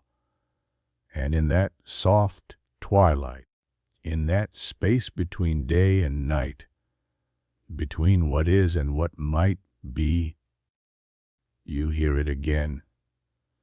The whistle, distant but growing closer, calling with a voice that carries love, carries longing, carries the eternal promise of connection. The sound of wheels on phantom tracks, the rhythmic poetry of a train that travels not through physical space, but through the realm of the heart, the country of love that knows no boundaries. You stand, journal clutched to your chest, like a treasure, like a lifeline, like proof that miracles are not once in a lifetime events, but the natural expression of love that refuses to be contained. The golden lights appear through the mist, warm and welcoming, approaching along rails made of memory, of longing, of faith in the ultimate power of connection. But this time, you do not wait for the train to come to you. This time, you walk toward it, toward the light, toward the promise of reunion that transcends every limit the physical world tries to impose. The platform seems to stretch beneath your feet, becoming longer, wider, more real than the ruins that surround it. The locomotive pulls alongside the platform with a great sigh of contentment, as if it has been waiting, as if this moment was always inevitable, or as if the entire universe conspired to bring you to this place, this time, this opportunity to complete the circle that began with borrowed dreams and led to love that conquers death. The door opens, And there he stands, Haru, not as a fading memory, not as a phantom glimpsed through mist, but solid, real, radiating the quiet joy of someone who has learned that love is stronger than every ending. That connection transcends every barrier. That some meetings are worth waiting lifetimes to experience. Echo, he says, and this time his voice is clear, present, as real as your own heartbeat. You found it. You found the journal. You understand now. I understand. You whisper. And the words carry the weight of absolute certainty. I understand that this was never about the switches, never about the borrowed days. It was about learning, about growing, about discovering that love is the only truth that really matters. He steps aside, gesturing toward the warm light that spills from the carriage interior. Would you like to see? He asks, and you know he's not asking if you want to board the train. He's asking if you're ready to understand the final mystery, to experience the complete truth of what you've shared, to see love in its purest form, unencumbered by the limitations of physical existence. You step forward, one foot on the solid platform of your world, one foot on the phantom step of his, feeling the boundary between life and death grow thin as silk, as permeable as morning mist, as insignificant as all the barriers that try to keep souls apart. Inside the carriage, the light is warm, golden, filled with a sense of peace that surpasses understanding. The seats are simple but elegant, designed for journeys that have no destination except connection itself. And in that light, you see them, other passengers, other souls who have learned that love transcends death, who have found each other across impossible distances, who understand that the train runs not on tracks of steel, but on rails of devotion, of hope, of the absolute certainty that connection is always possible. An elderly couple, their hands intertwined, their eyes reflecting lifetimes of shared joy and sorrow, a young mother cradling an infant, both of them glowing with the serenity of souls reunited, a group of friends, their laughter like music, their presence proof that some bonds survive every ending, every change, every force that tries to convince us we are alone. This is where love lives. Haru explains, his voice soft with wonder. Not in the physical world, with all its limitations, its endings, its separations, but here, in the space between heartbeats, in the pause between breaths, in the eternal moment, when two souls recognize each other and choose connection over separation, understanding over fear, love over everything else. You want to stay, to sink into one of those welcoming seats, to let the train carry you wherever it goes, to exist forever in this realm where love is the only law, the only truth, the only force that matters. But even as the desire fills you, you know it's not time. Not yet. I can't, you whisper, though the words tear at your heart like physical pain. I have more to do, more to learn, more love to share in the world I came from. This isn't goodbye, but it's not time for reunion. Not yet. Haru nods, his eyes bright with understanding, with acceptance, with the patient wisdom of someone who exists outside the constraints of time. I know. He says, I've always known. This understanding, this glimpse of where love leads, it's not an ending. It's fuel for the journey, proof that every step you take in your world, every heart you touch, every moment of connection you create, it all matters. It all contributes to the great web of love that holds the universe together. Or the conductor appears, the same misty figure from before. But now you can see him more clearly. An ancient soul whose eyes hold the wisdom of countless journeys, countless reunions, countless proofs that love is eternal.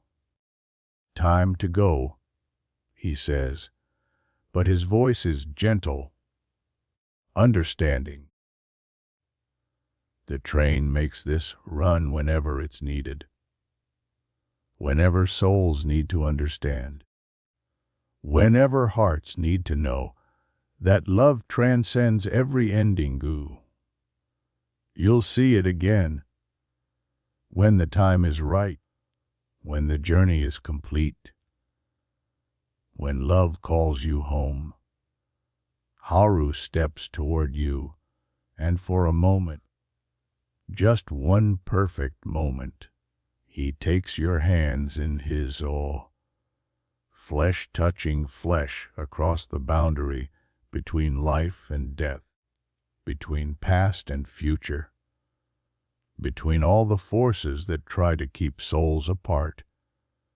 His touch is warm, real, filled with all the love that has grown between you, all the understanding you've shared, all the ways you've changed each other, made each other more than either could have been alone.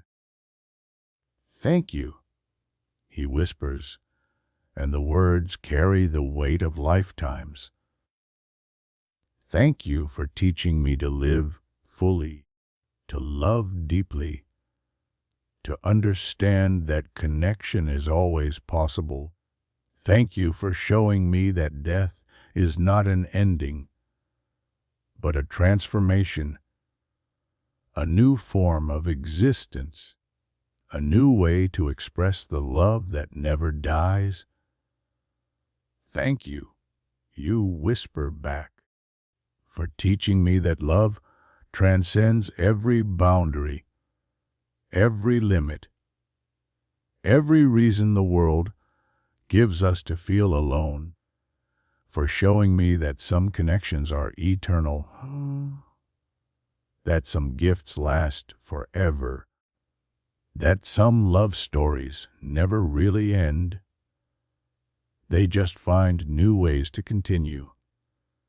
He releases your hands, steps back toward the warm light of the carriage, but his eyes never leave yours, never stop radiating the love that will connect you forever, that will guide you through all your remaining days, that will light your way when your own journey is complete and it's time to board the train for the final time.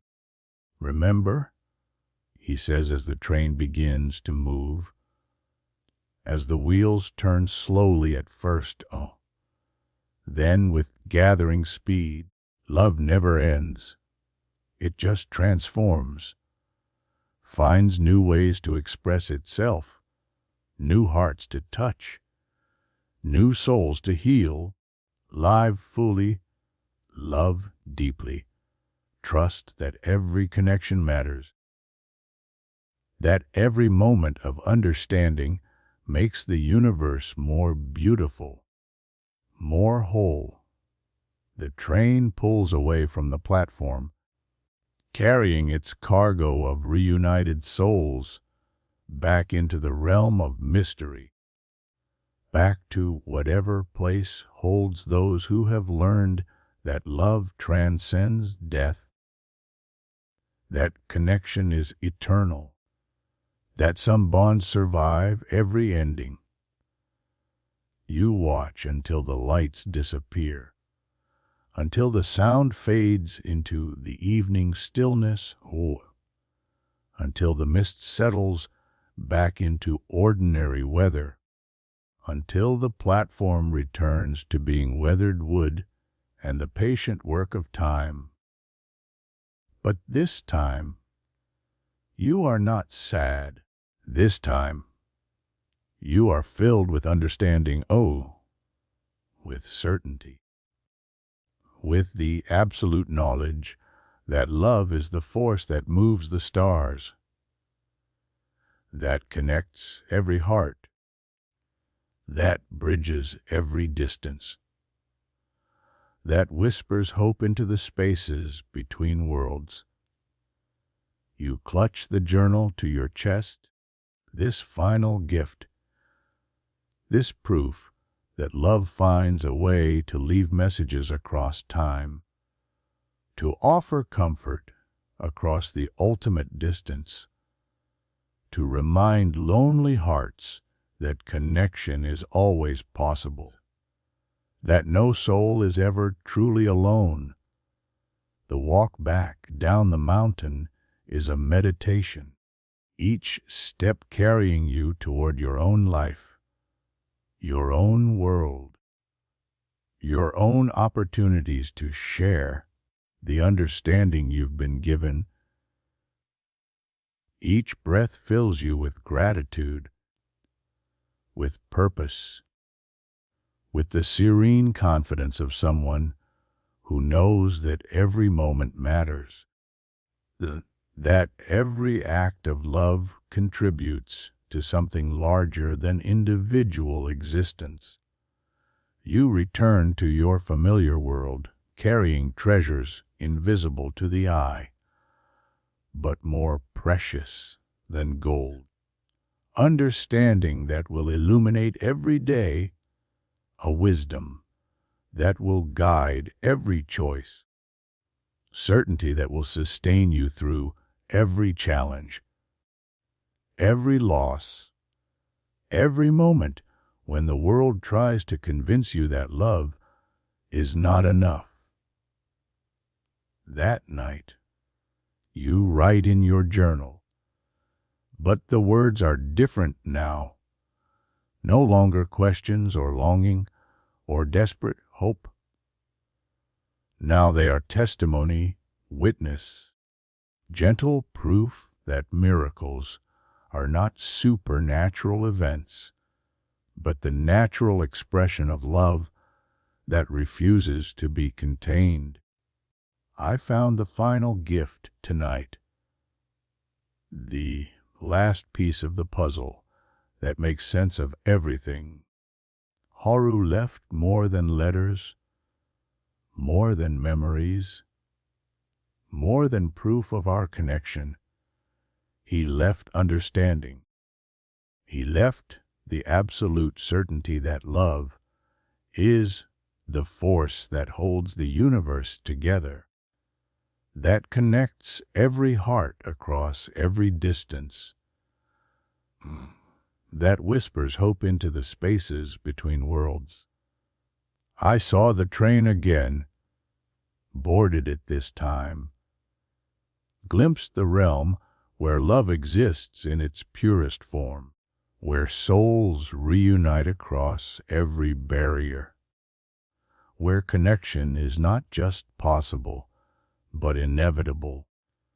I understood that our borrowed days, our shared letters, our impossible love, all of it was preparation, training for the truth that love transcends death, transcends time, transcends every limit the physical world tries to impose. Now I know what I'm meant to do with this understanding. I'm meant to live it, to share it, to prove through every day, every choice, every moment of connection that love is stronger than fear, stronger than loneliness, stronger than all the forces that try to convince us we are alone. This is not the end of our story. This is its transformation into something larger, something that touches other lives, other hearts, other souls who need to know that connection is always possible, that some bonds are eternal, that love, true love, finds a way to bridge every distance, to heal every wound, to whisper hope into the darkest places. You close the journal, set down the pen, and prepare for sleep with a heart full of peace, full of purpose, full of the quiet joy that comes from understanding your place in the great web of connection that holds all souls together. Tomorrow will bring new opportunities, new chances to share the gift you've been given, new ways to prove that love transcends every boundary you. But tonight, you rest in the absolute certainty that you are not alone, have never been alone, will never be alone as long as love exists in the universe. And somewhere, in the space between sleeping and waking, between memory and dream, you hear the distant sound of a train whistle, calling not with loneliness now, but with joy, with the absolute certainty that love has found its way home, that connection has triumphed over separation, that some stories never end. They just find new ways to continue.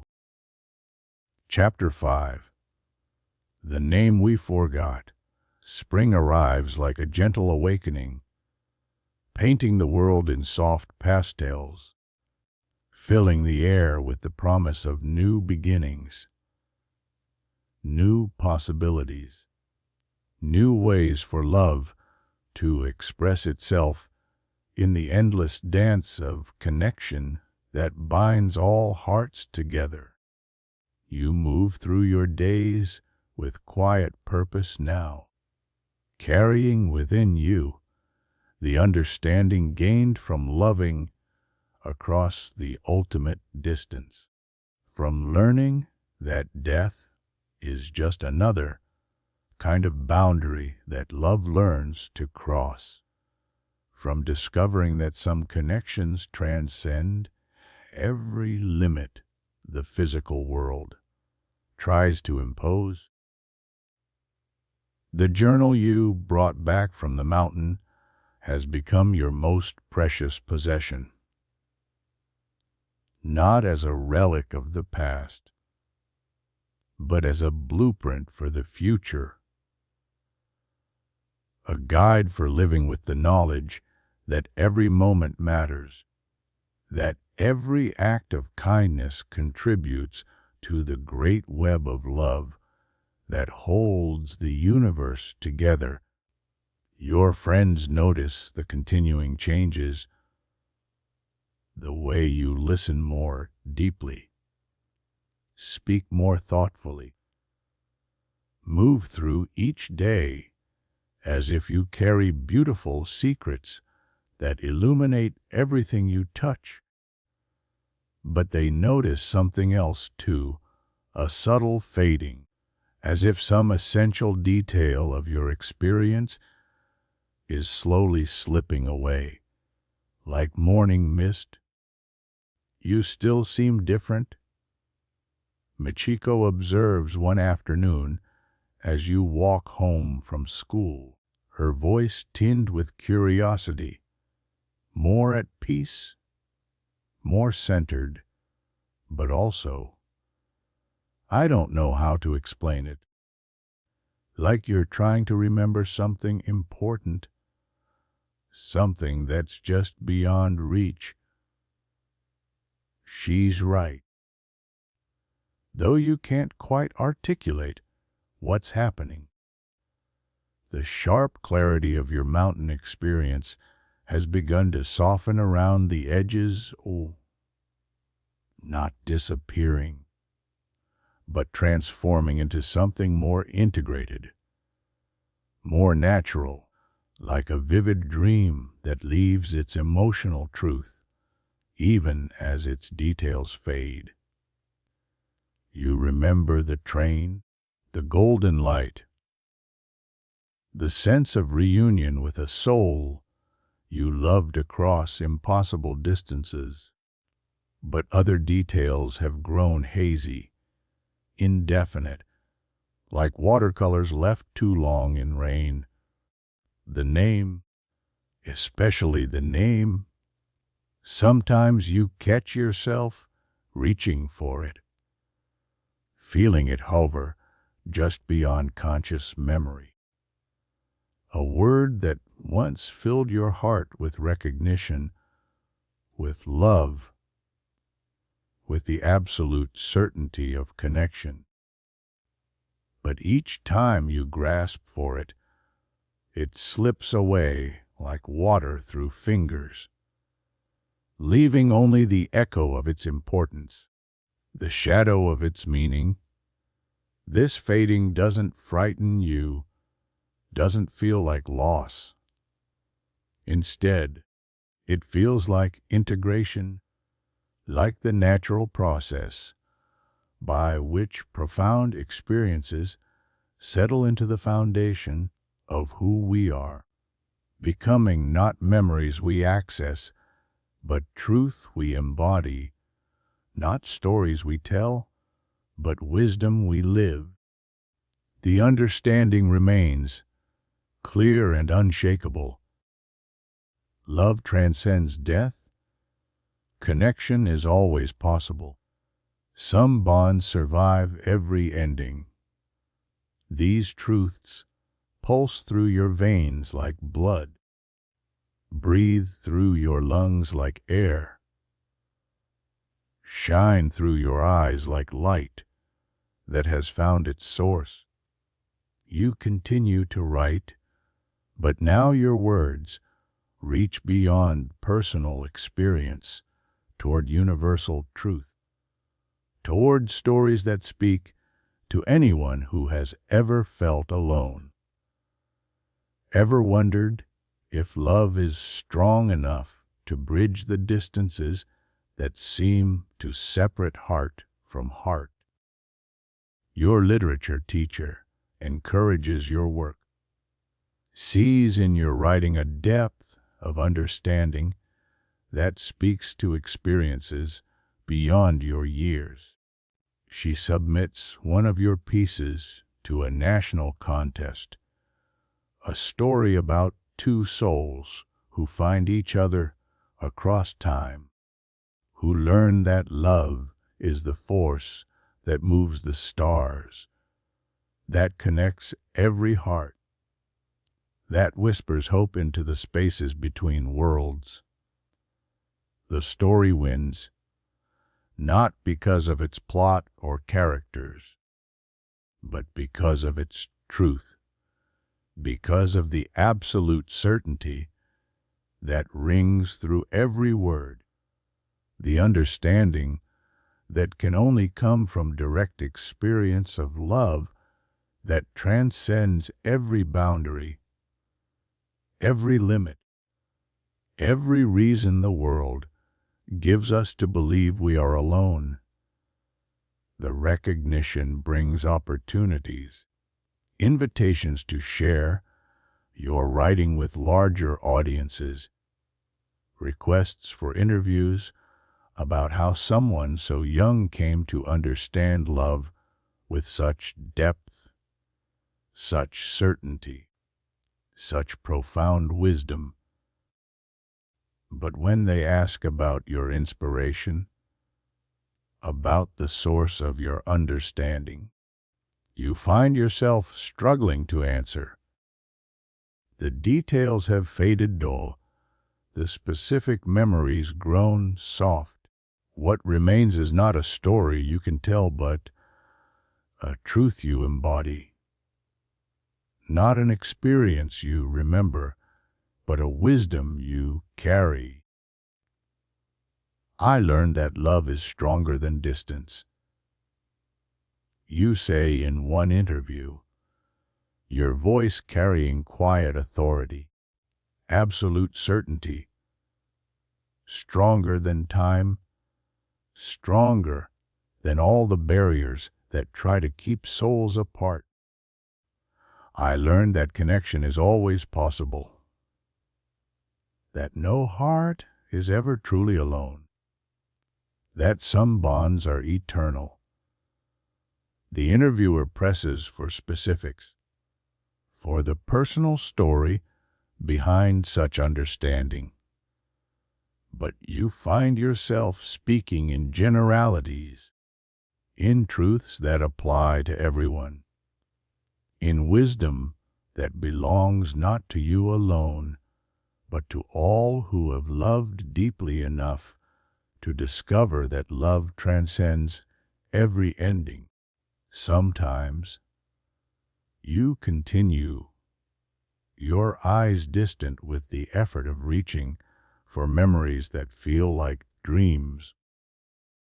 We meet people who change us, who teach us things we never knew we needed to learn, who show us that love is not just an emotion, but a force, a power that shapes the universe itself. We may not remember all the details, but we carry the truth.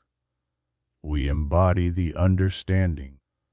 We become living proof that connection is possible across any distance. The audience listens with the hungry attention of souls recognizing truth, recognizing something they need to hear, need to believe, need to integrate into their own understanding of what it means to love, to connect, to hope in the face of every force that tries to convince us we are alone. Your writing spreads, touching hearts across distances, reaching souls who need to know that love transcends death, that connection survives separation, that some bonds are stronger than time itself. Letters arrive from readers who say your words help them through grief, through loneliness, through the darkest moments when hope seemed impossible. Your story about the train, about souls finding each other across time, it helped me understand that my grandmother's death isn't the end. That love continues, that connection is eternal. Thank you for showing me that death is just another kind of journey. I lost my best friend in an accident last year. I thought I'd never feel connected to anyone again. But your writing reminded me that some bonds survive every ending, that love is stronger than death, that I can carry our connection forward, honor it by loving others more deeply. Your words about the mist, about the way it holds memories, about love that bridges impossible distances, they speak to something deep in my heart, something I've always known, but never had words for. Thank you for giving voice to the truth that love never truly ends. Each letter is a gift, proof that understanding spreads like light, that wisdom shared multiplies rather than diminishes, that love expressed in one heart awakens recognition in countless others too. Your experience, even as its specific details fade, continues to bear fruit, continues to offer hope, continues to prove that no act of love, no moment of connection, no gesture of understanding is ever wasted. Months pass, and the pattern becomes clear. The more you share the understanding, the more the personal details fade, as if the universe requires this trade, this transformation of specific memory into universal truth, of individual experience into collective wisdom. You no longer remember the exact words of letters exchanged across time, no longer recall the precise features of the soul you loved, no longer grasp the name that once filled your heart with recognition. But the truth remains, burning bright and steady, illuminating every day with the absolute certainty that love transcends every boundary, every ending, every force that tries to keep souls apart. One evening in late autumn, as mist rises from the ocean and drifts inland toward the mountains, you find yourself walking without conscious destination, feet carrying you along familiar paths, toward the train station where you once heard whistles calling across impossible distances. The platform is quiet, touched by the same mist that once carried miracles, that once made the impossible seem natural, that once thinned the boundary between dream and waking, between memory and hope, between the world of the living and whatever lies beyond. You stand there, breathing the cool air, listening to the distant sounds of evening, feeling something stir in the depths of your heart, something that speaks to recognition, to connection, to the eternal possibility of love finding its way across any distance. A train approaches, not the phantom locomotive of golden light, but an ordinary train carrying ordinary passengers toward ordinary destinations. Yet as it pulls into the station with the familiar rhythm of wheels on rails, as its whistle calls across the evening air, you feel something resonate deep within, something that remembers without remembering, that knows without knowing, that connects without understanding how or why. The doors open, Passengers disembark, moving past you with the tired efficiency of people ending long days, beginning evening journeys. But one figure moves differently, with a quality of attention that catches your eye, draws your gaze, speaks to something fundamental in your heart. A young man, perhaps your age, perhaps a little older, moves through the evening mist with the deliberate pace of someone who notices things, who finds meaning in quiet moments, who carries himself with the gentle dignity of someone who has learned to see beauty in simplicity. He pauses on the platform, looking around with eyes that seem to hold depths of understanding, depths of gentle contemplation.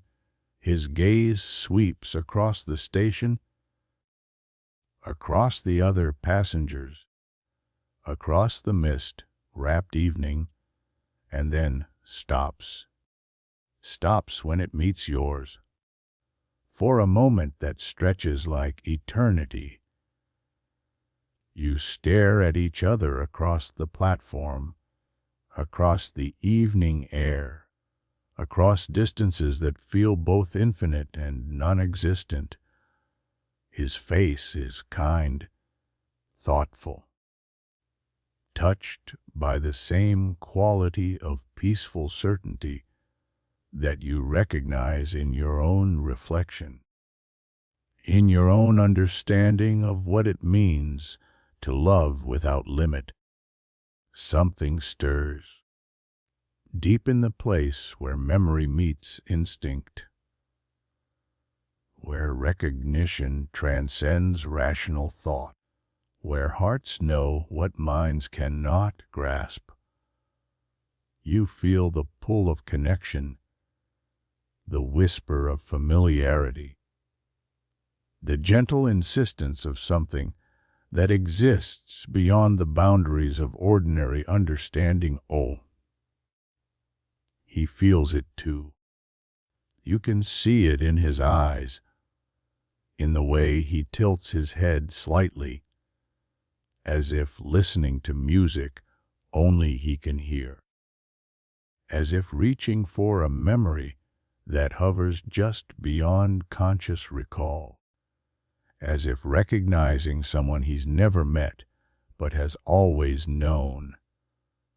He begins to move toward you, steps careful but certain, eyes never leaving yours, carrying himself with the quiet confidence of someone following an inner compass, trusting in forces that transcend logical explanation, believing in connections that exist beyond the realm of ordinary possibility. You move toward him as well, drawn by something you cannot name but absolutely trust, pulled by the gravity of recognition, by the certainty that this meeting, this moment, this convergence of paths is not coincidence, but inevitability, not accident, but destiny finally claiming its due. You meet in the center of the platform, in the space between arrival and departure, between past and future, between all the forces that try to keep souls apart. The mist swirls around you like a blessing, like approval from the universe itself, like confirmation that love always finds a way to complete its patterns, to fulfill its promises, to bridge whatever distances seem insurmountable. For a long moment, you simply stand there, looking at each other with the wonder of souls, recognizing themselves in another, with the joy of hearts remembering what they thought they had forgotten, with the quiet certainty of connection that transcends time, transcends circumstance, transcends every barrier that tries to keep love from finding its home. Have we? He begins, his voice soft with wonder, touched by the same quality of gentle contemplation that marks his presence. Have we met before? The words resonate through your heart like music, like prayer, like the answer to questions you didn't know you were asking. You feel tears spring to your eyes, though you cannot say why.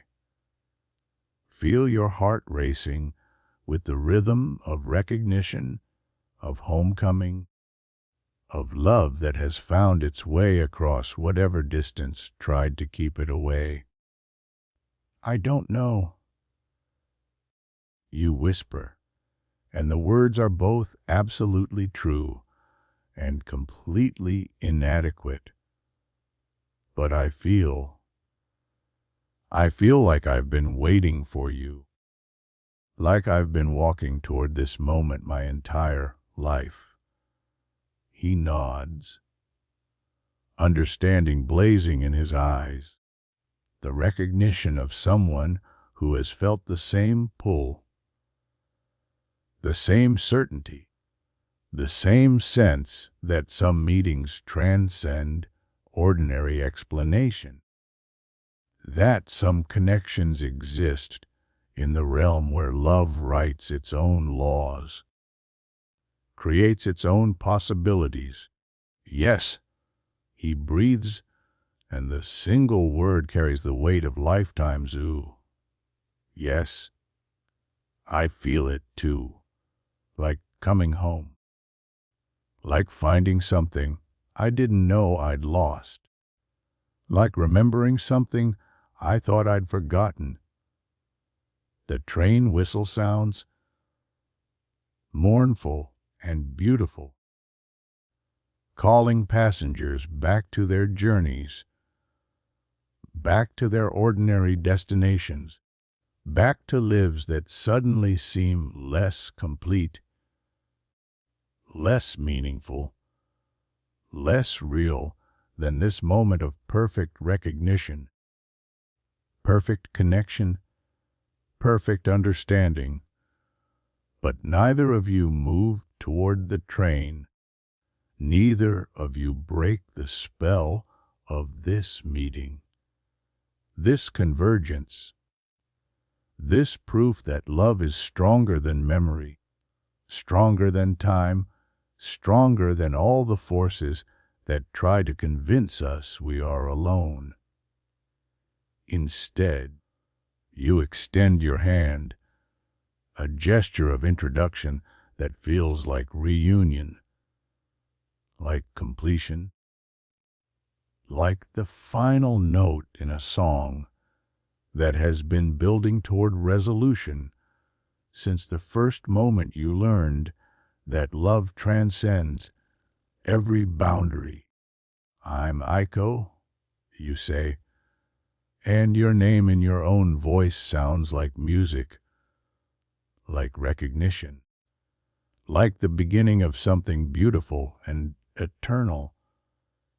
He takes your hand, and the touch is electric, familiar, filled with the warmth of connection that exists beyond physical sensation, beyond ordinary understanding, in the realm where souls recognize each other across any distance, any difference, any barrier that seems to separate them. He begins, and for a moment his voice catches, as if reaching for something just beyond memory. All. something that hovers at the edge of consciousness, like morning mist, like the echo of dreams, like the whisper of love that transcends time. He tries again, and you see in his eyes the same struggle you've experienced, the same sense of reaching for something essential that exists just beyond recall, something that once filled your heart with recognition, but has since transformed into something deeper, something that lives not in memory, but in the very fabric of who you've become. It doesn't matter. You say softly, and you mean it with every fiber of your being. Names are just sounds, just labels we attach to the eternal. What matters is this connection, this recognition, this absolute certainty that we belong together, that we've found each other again, that love has guided us home. He smiles, and the expression transforms his face, fills it with light, with joy, with the radiant certainty of someone who has been given the greatest gift the universe has to offer. Yes, he whispers, yes, this is what matters. This moment, this meeting, this proof that love is stronger than memory, stronger than time, stronger than everything that tries to keep souls apart. The mist continues to swirl around you, carrying with it the scent of oceans and mountains, of ancient trees and modern cities, of all the places love has traveled to bring you to this moment.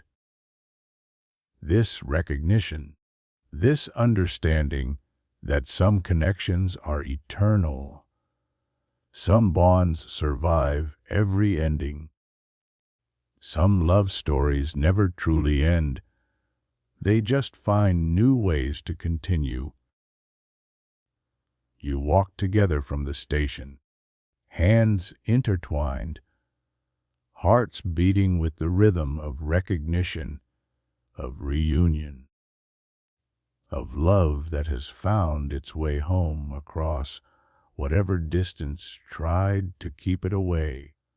The evening unfolds before you like a prayer, like a promise, like the first page of a story that will be written not in borrowed days or phantom letters, but in the real moments, the present choices, the daily miracles of two souls who have learned that love transcends every boundary.